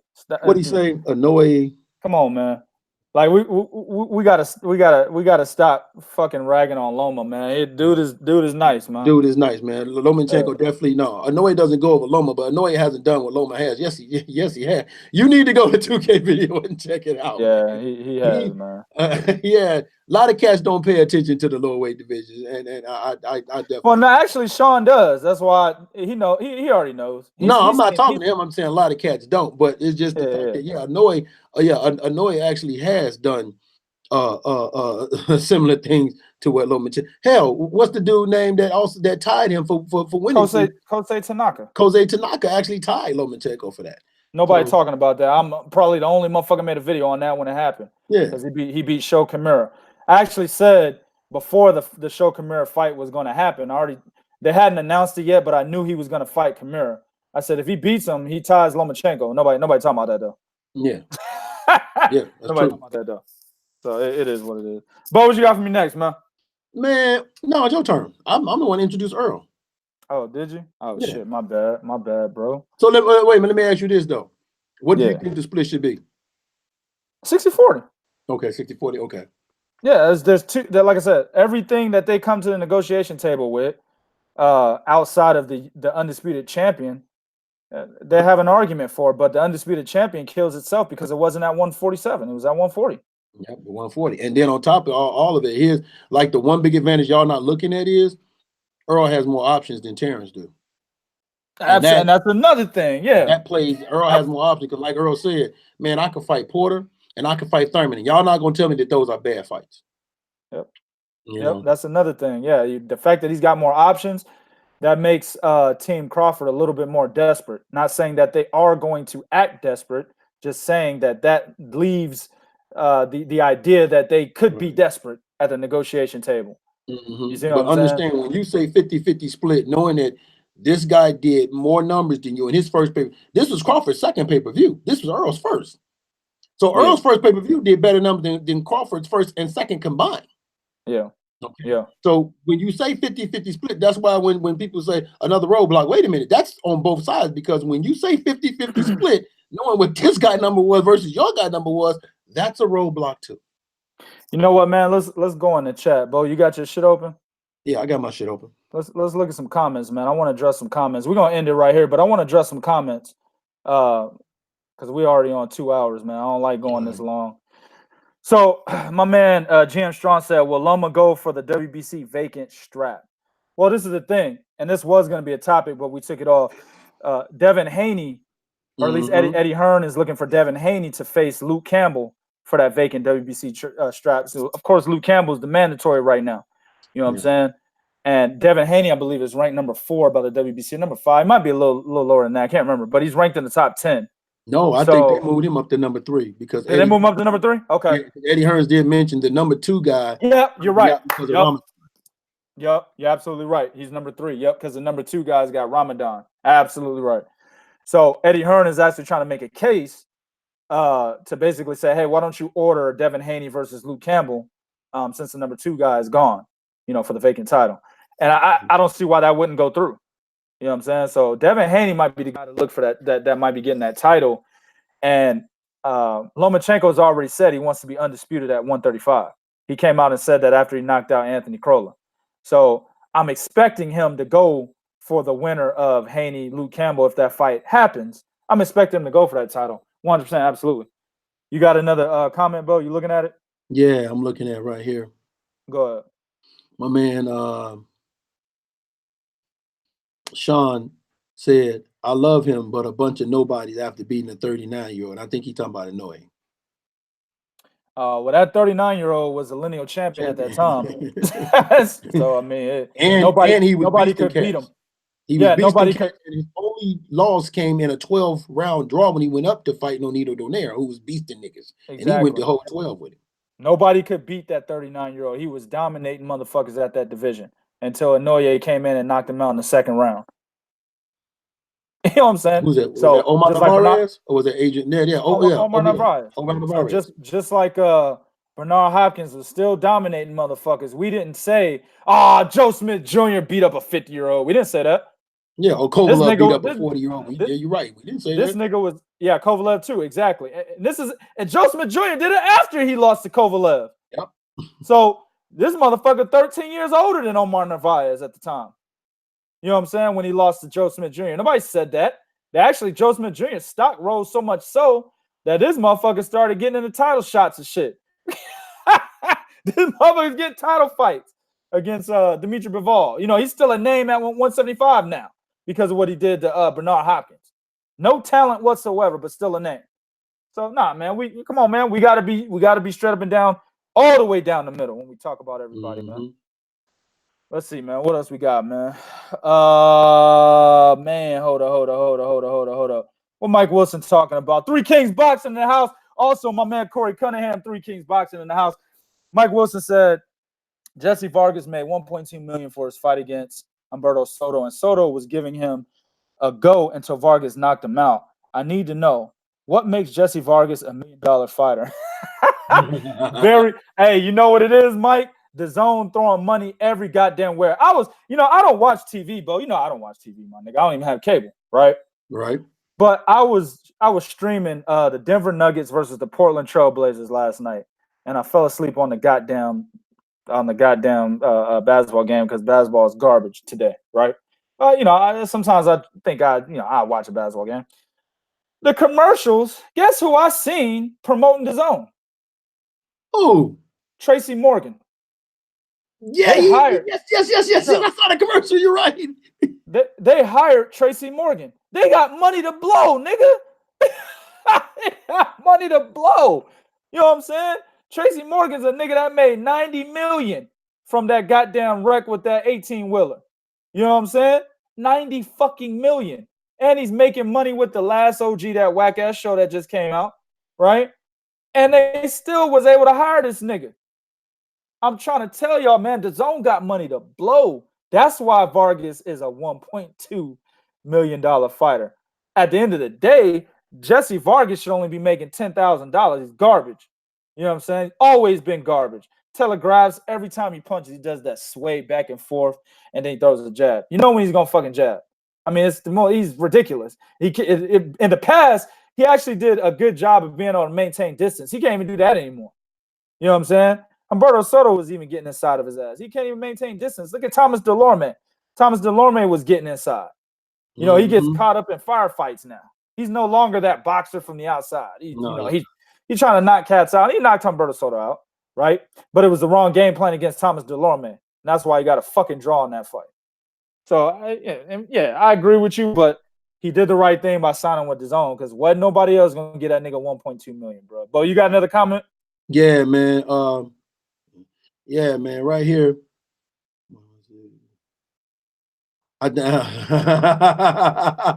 This is Mike. Mike said, you know how WBA players act like they're gonna fight and basically say, hold me back, pretending like they're gonna strap. Well, that's what Eastern Bartholomew was for 12 damn. Oh, yeah, man. Yeah, oh my God, bro. For then real. Mike said Robert Easter got 250 for that bullshit. He didn't say bullshit. I'm emphasizing. Hold on. Okay, hold on. Wait. Let me talk for Mike. Yeah, you know Robert Easton, 2K, Robert Easton Jr. got 250K, for that bullshit fight. And y'all niggas. And and Estrada got 200K for that masterclass. I agree with you, man. That's some bullshit. Like, how the fuck do you pay a motherfucker 250 for that shit? But this motherfucker only made 200K and he put on the performance of a lifetime. Yeah. I don't know, bro. Anyway, that's how they be treating the flyweights, man. They treat them like shit. They don't give them no money. You know what I'm saying? That's just how they treat the lower weight divisions, man. It is what it is. I'm gonna go to my man Virtuoso. He said, hold on, I thought I just lost this motherfucking. Here it is. Estrada and Sort Rungvisai 2 is a fight of the year candidate. Do you think it was good enough for fight of the year, Bo? Hell yeah. I actually do. Yeah. I think yes. I think that was good enough for fight of the year. I also think Nonito Donaire knockout of the year. That's a candidate for knockout of the year. Yeah. I agree 100%. It's actually, I would say it would be a comeback of the year type of fight too, man, because the way Estrada, I mean, it was a close fight, the first one. Rungvisai took it, but you didn't expect Estrada to fight the way that he did in this fight in order to win in the fashion that he won. You know what I'm saying? So yeah, I mean, it was an excellent fight, definitely fight of the year. There's a lot of different candidates for fight of the year, so I'm not sure, man, if it takes it or not. You know what I'm saying? I'm trying to find somebody talking on Barry Hearn, man. Ain't nobody. I don't see no comments on Barry. I got something from Corey I want to address though. Corey said, people seem to forget when Crawford told Spence that he's the A side. He also told Spence when he first won the IBF title that he prioritized Thurman over him. Spence got his weight up and now has leverage. Okay, Corey, here's the thing with that statement. When Terence said that at that time, Thurman was the unified champion. And Terence made it clear, I want to fight the person that's perceived as the man, because when Thurman was unified champion, he was perceived as the top dog, or the number one guy of the welterweight division. So when Crawford said that, because I remember it, and when Crawford said that, he said it, and that was on ESPN, and somebody made the comment, well, Spence might feel some kind of way, and then he said, well, he can get it too. And I understand Crawford saying, well, he was targeting the main guy, which is the same thing Spence was doing. So I can't really kind of fault him for that one right there, man. My man, the Texan said Kanzu versus Jesus Rojas has been my fight of the year so far. That was a good fight. And a lot of people didn't see that fight, the Texan. So I don't think it'll make it, but that was a very good fight. Mike doesn't agree that it's a that Sariski Sort Rungvisai versus Estrada 2 was a fight of the year worthy type of fight. I mean, I can see that argument. I'm kind of teetering. I think it is, but I'm teetering. I mean, I can what definitely about Danny Roman and TJ Doheny? Yeah, absolutely. TJ Doheny, Danny Roman fight of the year. I actually said when I shared the fight preview for that fight that it could definitely be a fight of the year candidate. And actually, in my opinion, that fight took the night. I think that was a better fight. 100%. Yeah, I saw something out of both dudes that I was expecting and didn't think they had it in them, and they showed me something, man. They showed me something, man. Yeah. My man Eric R says, so 2K, do you value 3 division over undisputed? Absolutely not. Undisputed is that biggest thing, but I'm trying to figure out where is that coming from. Are you talking about Loma over Crawford? Because I don't have Loma over Crawford. Yeah, I have Crawford number 1, Loma like number 2 or 3. I gotta reevaluate my pound for pound list. Probably at number 2. But no, 3 division does not. You know how we do over here. We always keep it classy, man. Yeah. No, because 2K, I'll slap him in the back of his head. He got out of line with me. Big ass arms and everything. God damn it! Who? I hit that big ass nigga in the back of his. I hit that muscle bound nigga in the back of his head and run. I drop an egg on the floor, and then he'll look down at that egg. I put an egg on the floor, and he'll look down at it. Fuck out of here, nigga. Hold on. Let me address this nigga Eric. So he's saying 3 division. But you got to understand, Loma is not just three division champion. He's also a lineal champion. Lineal champion is up there with undisputed and unified. Remember, we talked about this. I don't know what episode it was, dog. 21, 2019, 18. I don't remember. The fucking hierarchy starting at the top is undisputed, then it's lineal, then it's unified. That's the hierarchy in a given division. So he's not only three division, but he's lineal. So you can't just, I don't think he's over Terence Crawford, but he's definitely fucking up there. Absolutely. 100%. I agree with that. All right, let's see what else somebody said, man. Hold up, man. Hold up. Anybody saying anything, man? My man Corey said, I don't know about carried the pay-per-view. Spence actually fought in the highest rated fight in 18 years against Bundu. Oh, yeah, that was the 6 million views after the Olympics. Am I right, Corey? Yeah. Was it ESPN? It was somewhere. No, that was on regular TV. That was on CBS or something like that. Right. Yeah. Because PBC had that deal with them. Yeah. Yeah, and for people that say, well, it was following the Olympics, they watched it peaked at 6 million, meaning they watched the whole fight, and you got the right to turn the fucking channel if you don't know. That's what I tell cats. It was after the Olympics, but they could have turned the channle though. They didn't. They watched it. So at the end of the day, it still counts. You know what I'm saying? Now you do have to account for that it was after the Olympics, but that shouldn't be a knock on Errol Spence. You know what I'm saying? But I don't know, man. Like, and I think what he's addressing is in terms of carried the fight. I think a lot of people in the chat, I don't see it, but I guess he's responding to somebody saying that Mikey Garcia is the reason why he got so many pay-per-view buys. At the end of the day, it's not his fault. Mikey Garcia called him out. Mikey Garcia said he'll go to his division and fight for his IBF title. Hell, even dropped his version of the IBF title at 135 so he could do that.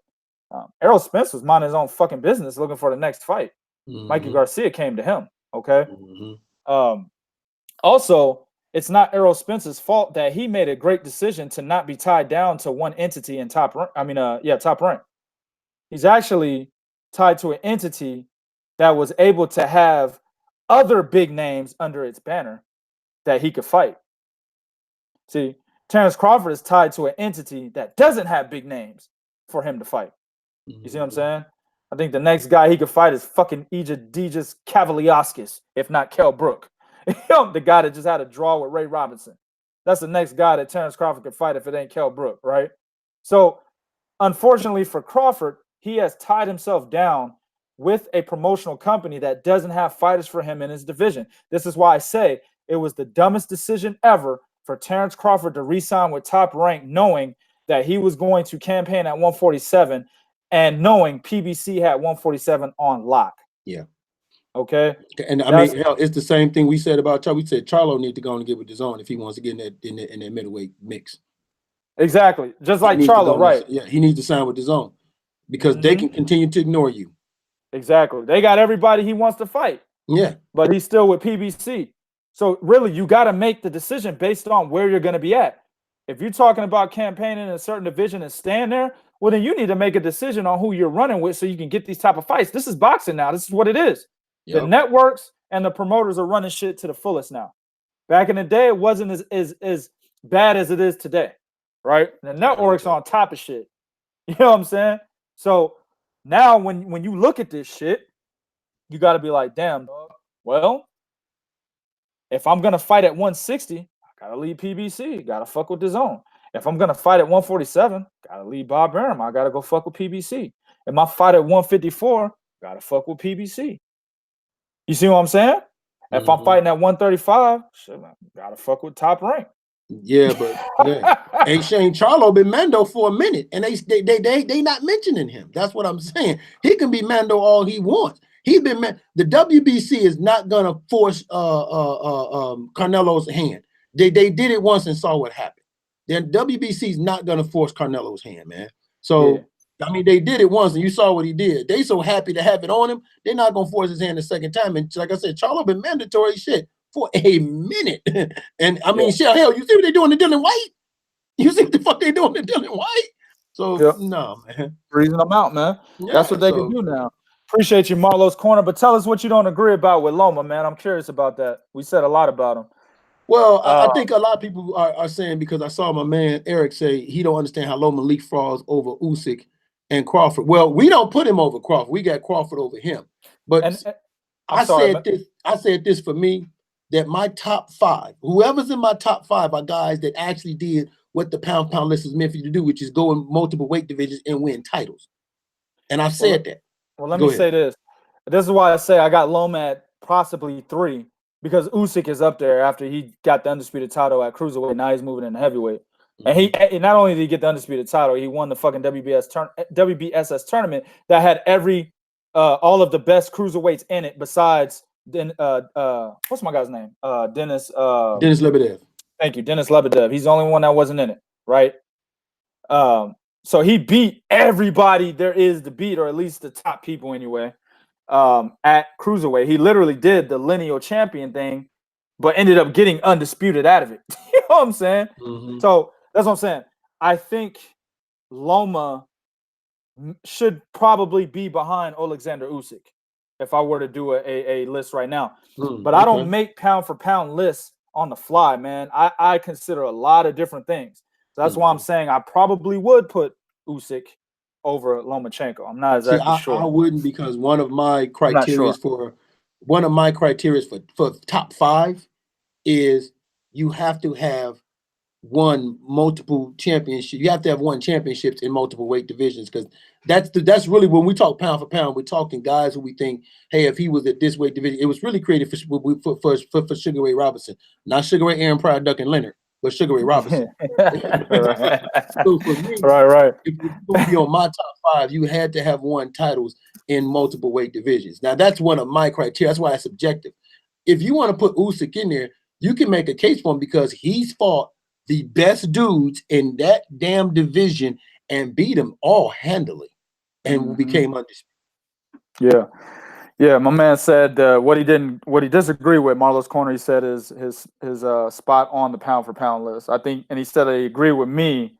So I'm guessing he's thinking Alexander Usyk should be over Vasyl Lomachenko. And I have no argument with that. He said, "Who do you guys got out of Canelo versus Jacobs?" Hey man, we'll be in Las Vegas on Friday. I will be covering Canelo versus Jacobs at the fight in the media section. 3 Kings will be in the house. You know what I'm saying? We got accredited for that fight, so we'll be there. But that Friday, we're going to go live. We're going to have a pit episode. So if you rewind this motherfucker and listen to how we were yelling at each other about Luis Ortiz, it's going to be like that about Canelo and Jacobs. It's going to be like that about Canelo and Jacobs. We're going to go live from the hotel room on Friday. That's right. That's right. That's right. We may even do it at the lobby while we eat some rib tips. Hey, we might. While I eat rib tips, this nigga gonna be, this big nigga, I don't know what he gonna be eating. This diet eating that. Nigga might be curling 100 pounds and shit, debating with me. Fuck out of here. Fuck out of here, bro. All right, man. I'm gonna do one more, then we're gonna get the fuck up out of here, man. What y'all got, man? What y'all got? What's the last comment on here?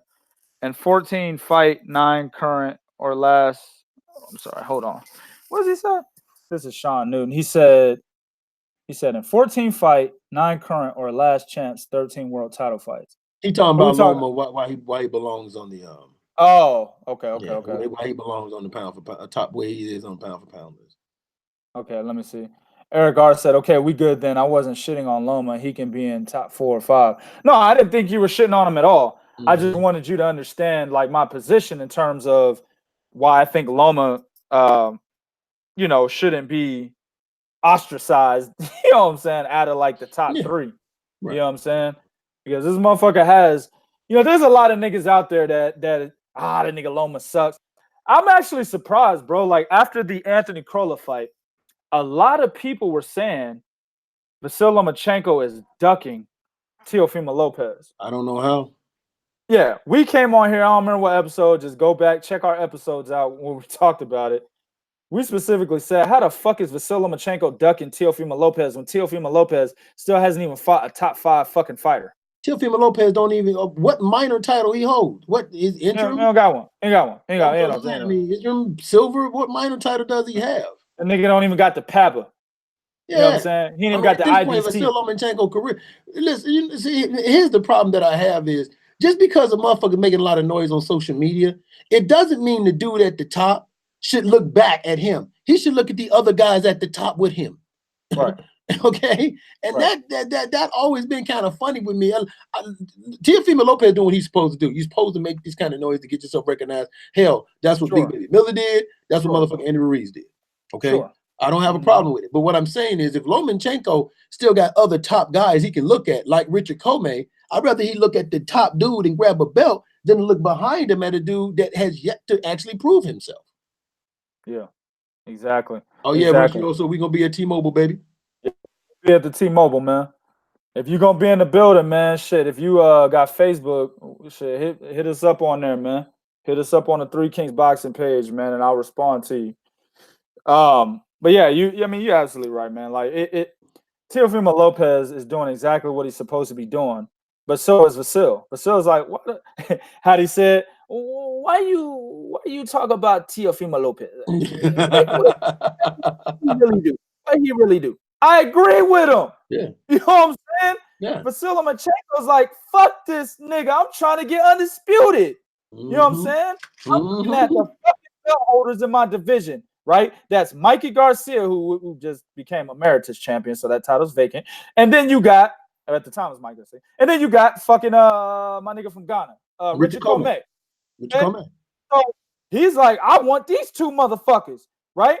Before Anthony Crolla, during Anthony Crolla, yes, when he punched Anthony Crolla in the face, he called out Mike Garcia. And after Anthony Crolla called out Mike Garcia, the motherfucker walked to the ring and said, who am I fighting? Mike Garcia? Oh, no, never mind. It's Anthony Crolla. He been calling Mike Garcia out like fucking crazy. You know what I'm saying? He has been. Right? He really wants to face Richard Comey. The fight was supposed to happen. Richard Comey had a phantom hand injury. Right? Fucking phantom hand injury, bro. You know what I'm saying? He's trying to get. We was at the fight when Comey won, and they asked him about that. You remember what he said in the ring? Well, you know, we supposed. Matter of fact, Comey and the guy Comey faced, and I hate to cut you off, but this is why you guys need to go to Three Kings Boxing. Comey and the guy Comey faced for that vacant IBF title signed a deal to face Lomachenko, whoever won. Yes, sir. They signed that to face Lomachenko. Then when Comey won and they asked him in the ring, me and 2K was there, we looked at it like, no, this nigga didn't just do this shit. Comey said, well, you know, I have to talk to my team and see what my team decides. We was like, whoa, wait, motherfucker. Fuck you, man. You got to talk to your team. Nigga, y'all already verbally agreed to this shit. If you would have beat, I don't even remember the nigga he beat. But if you would have beat him, you supposed to fight Vasyl Lomachenko. You already verbally agreed to this shit. Now all of a sudden you got a title and it's like, well, I got to go back to the drawing board. I'm telling you, bro. I'm telling you, them conversations be really happening behind the scenes, bro. Managers be like, yo, listen, hey, Richard, I'm telling you, dog, don't fight this nigga yet, man. If you don't fight him and we go back to Ghana and we have a motherfucking title defense on our home turf, you know how many bitches we get, nigga? You know what I'm saying? You know, bitches got the fattest asses, nigga.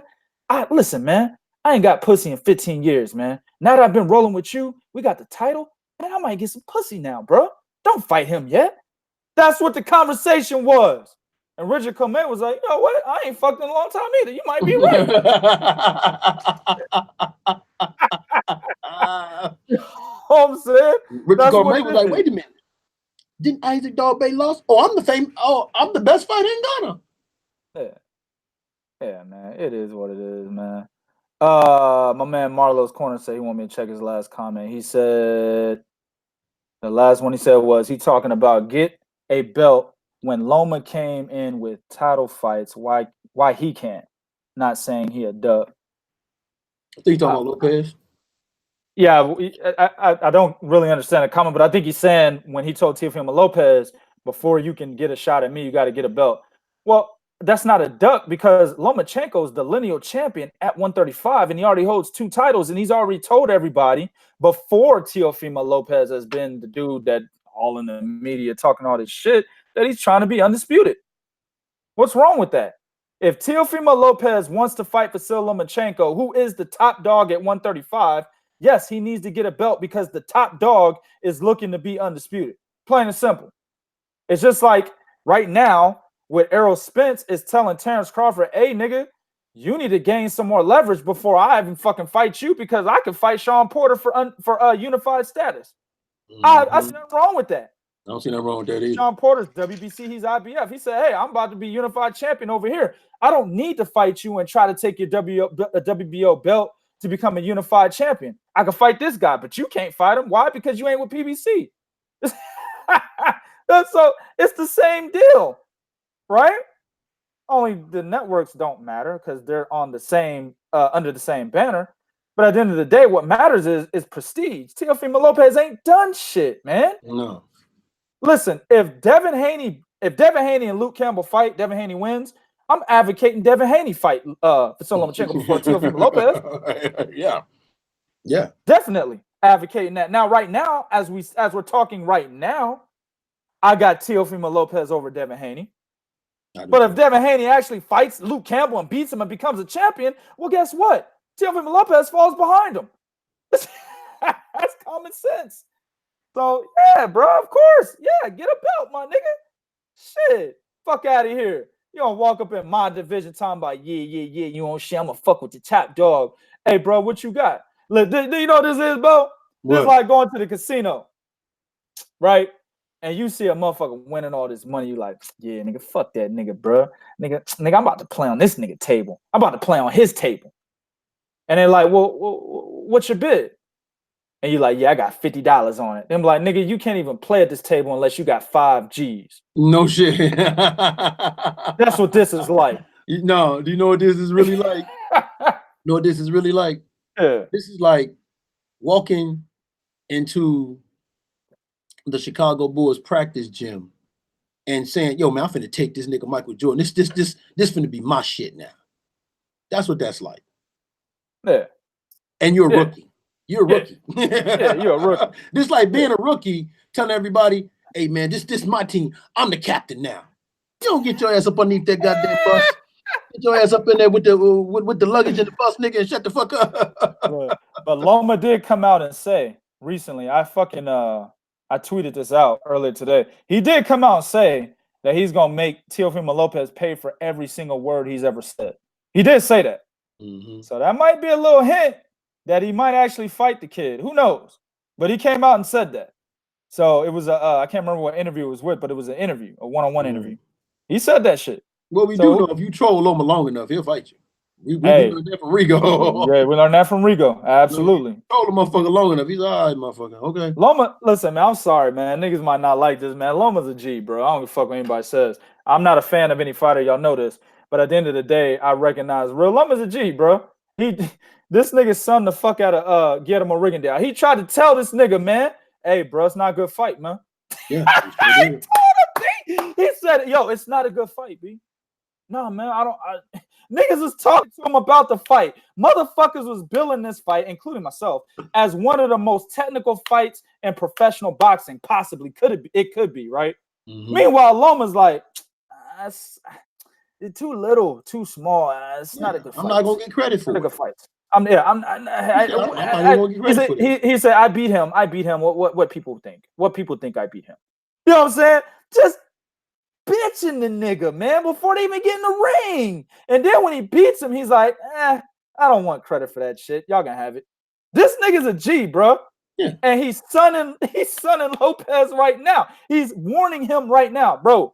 You ain't done shit, man. Go get your title, then we can talk, fam. Absolutely. You know what I'm saying? Go get you a title, then we can talk. Basically saying, stop fucking with me. I'ma do to you what I did to Rigo, bro. Loma's a G, bro. I don't fuck with anybody. But I can't listen. I can't knock a guy for looking to fight another champion instead of, like I said, looking to fight a dude that like I said, haven't proved himself yet. So, so I mean, you got Shakur Stevenson fought a former world in less fights than Teofimo Lopez, if I'm not mistaken. How many fights Shakur Stevenson got? I think he's at 11. 11? Yeah. Okay. How many fights does Lopez got? Fuck. I think like 14. Okay. I gotta look that up, man. But my point is, in less fights than Teofimo Lopez, Shakur Stevenson just fought a former world title contender. Sure did. And beat him easily. Teofimo got 13. He got 13. Okay, he got 13, and I think he got 10. That was his 10th fight when he fought, right? So Shakur Stevenson, I think that was his 10th fight. But my point is, got 11. Who? Okay, Shakur got 11. But my point is, he just fought a former world title contender who, in a fight that you can, a lot of people made the case that he probably won that fight, and Shakur beat him easily. So Shakur actually has more of a claim to maybe possibly fighting for a world title, in my opinion, than Teofimo Lopez.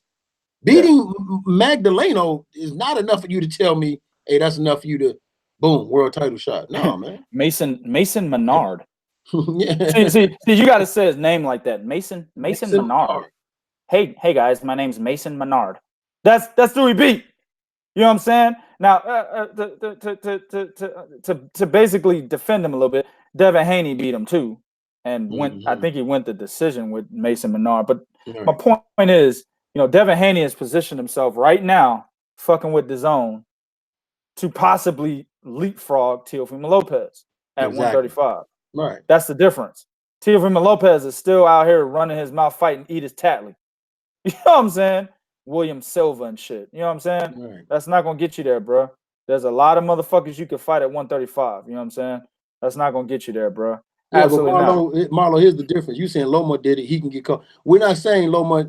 It's okay for. We're saying Teofimo Lopez is okay for calling him out, right? Now I don't remember Loma calling nobody out because Loma wasn't a contender very long. The motherfucker was a champion in his third fight.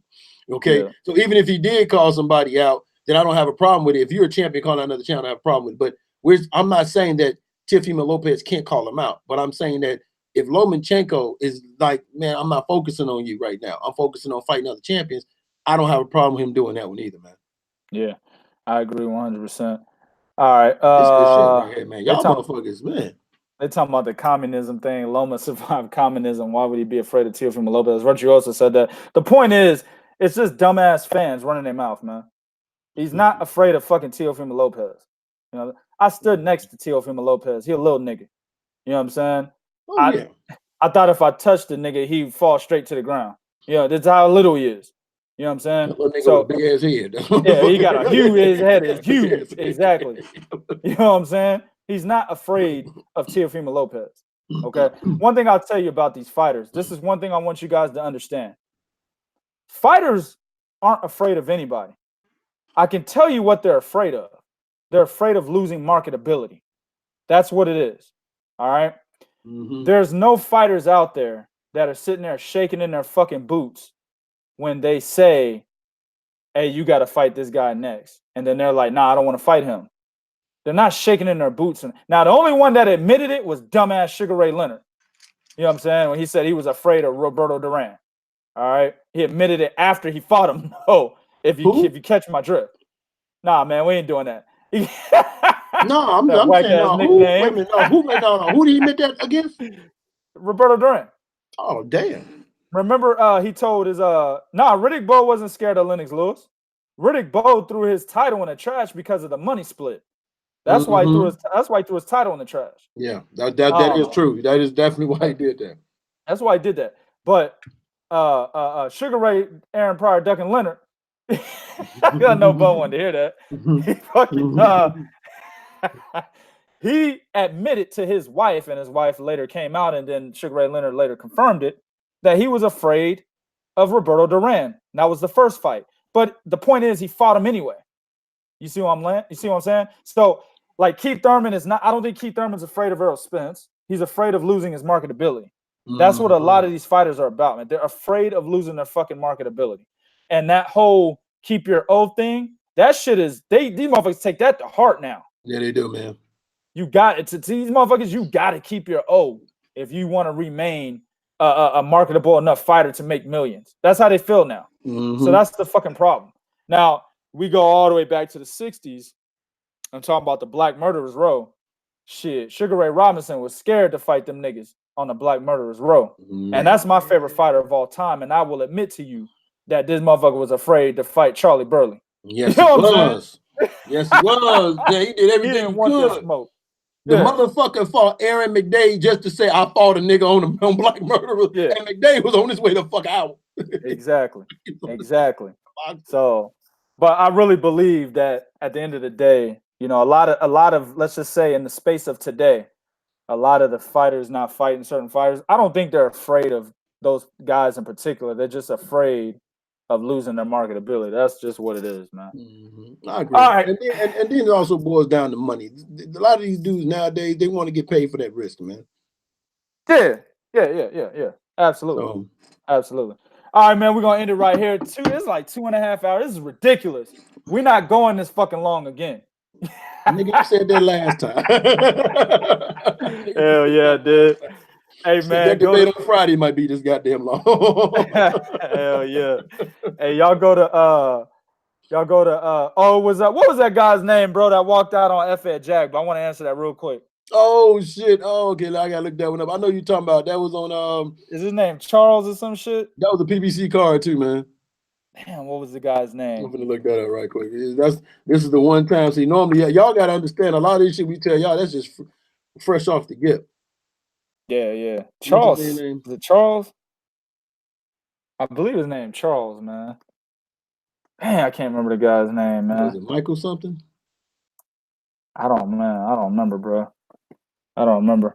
Oh yeah, we got. I want to find that shit for him. What is this guy's name? Jabe? Curtis Harper. That was his Curtis name. Harper. Okay. Yeah, Curtis Harper. All right, man. We're gonna get up out of here. Make sure y'all visit 3kingsboxing.com for the latest and greatest information in boxing news as well as interviews. Be on the lookout this weekend. I'm debating on whether or not we should have a podcast on Thursday because we're gonna have a pit on Friday. You know what I'm saying? I'm debating on that. I don't know, but just be on the lookout on this channel Thursday and Friday. We will be coming back. Typically, we will be on this podcast every Monday and Thursday, 9:30 Eastern Time, 8:30 Central, 6:30 Pacific. Chris Reyna, we'll be in the building in the media at the Canelo Jacobs fight. We're not calling it. We'll be in the media section. 3 Kings will be covering it. So what I'll do is on Facebook, typically when we cover fights, I'll go live on my Facebook page so y'all can see exactly where we're at, show y'all like how many people are in the building and stuff like that. So if y'all haven't followed the Facebook page, go ahead and go to facebook.com/3kingsboxing. That's where all that shit will be at. Twitter as well, at 3kingsboxing, Instagram at 3kingsboxing. All right. On 3kingsboxing.com, don't forget to hit that donate button, man. Support the authors. They put in a lot of blood, sweat, and tears writing these articles and getting these interviews and shit. You know, Bo was forced to take a picture with Bob Arum. Oh, there you go. You motherfucker. I think Bo should be compensated for taking a picture with Bob Arum. You motherfucker. You know what I'm saying? I told him, I said, "Hey, bro, go get that picture." He was like, "I don't want a picture." I was like, "Go take the picture, nigga." Then the goddamn chick grabbed me. Come on, he wants to picture. Let me go. Oh my God, man! But as usual, man, I appreciate everybody in the chat. I definitely appreciate you guys sticking with us for 2.5 hours. That is a very long time. People in the UK that stuck with us for 2.5 hours. It's like 5 o'clock over there. I really appreciate it, man. We will be back, but for now, we out. 1.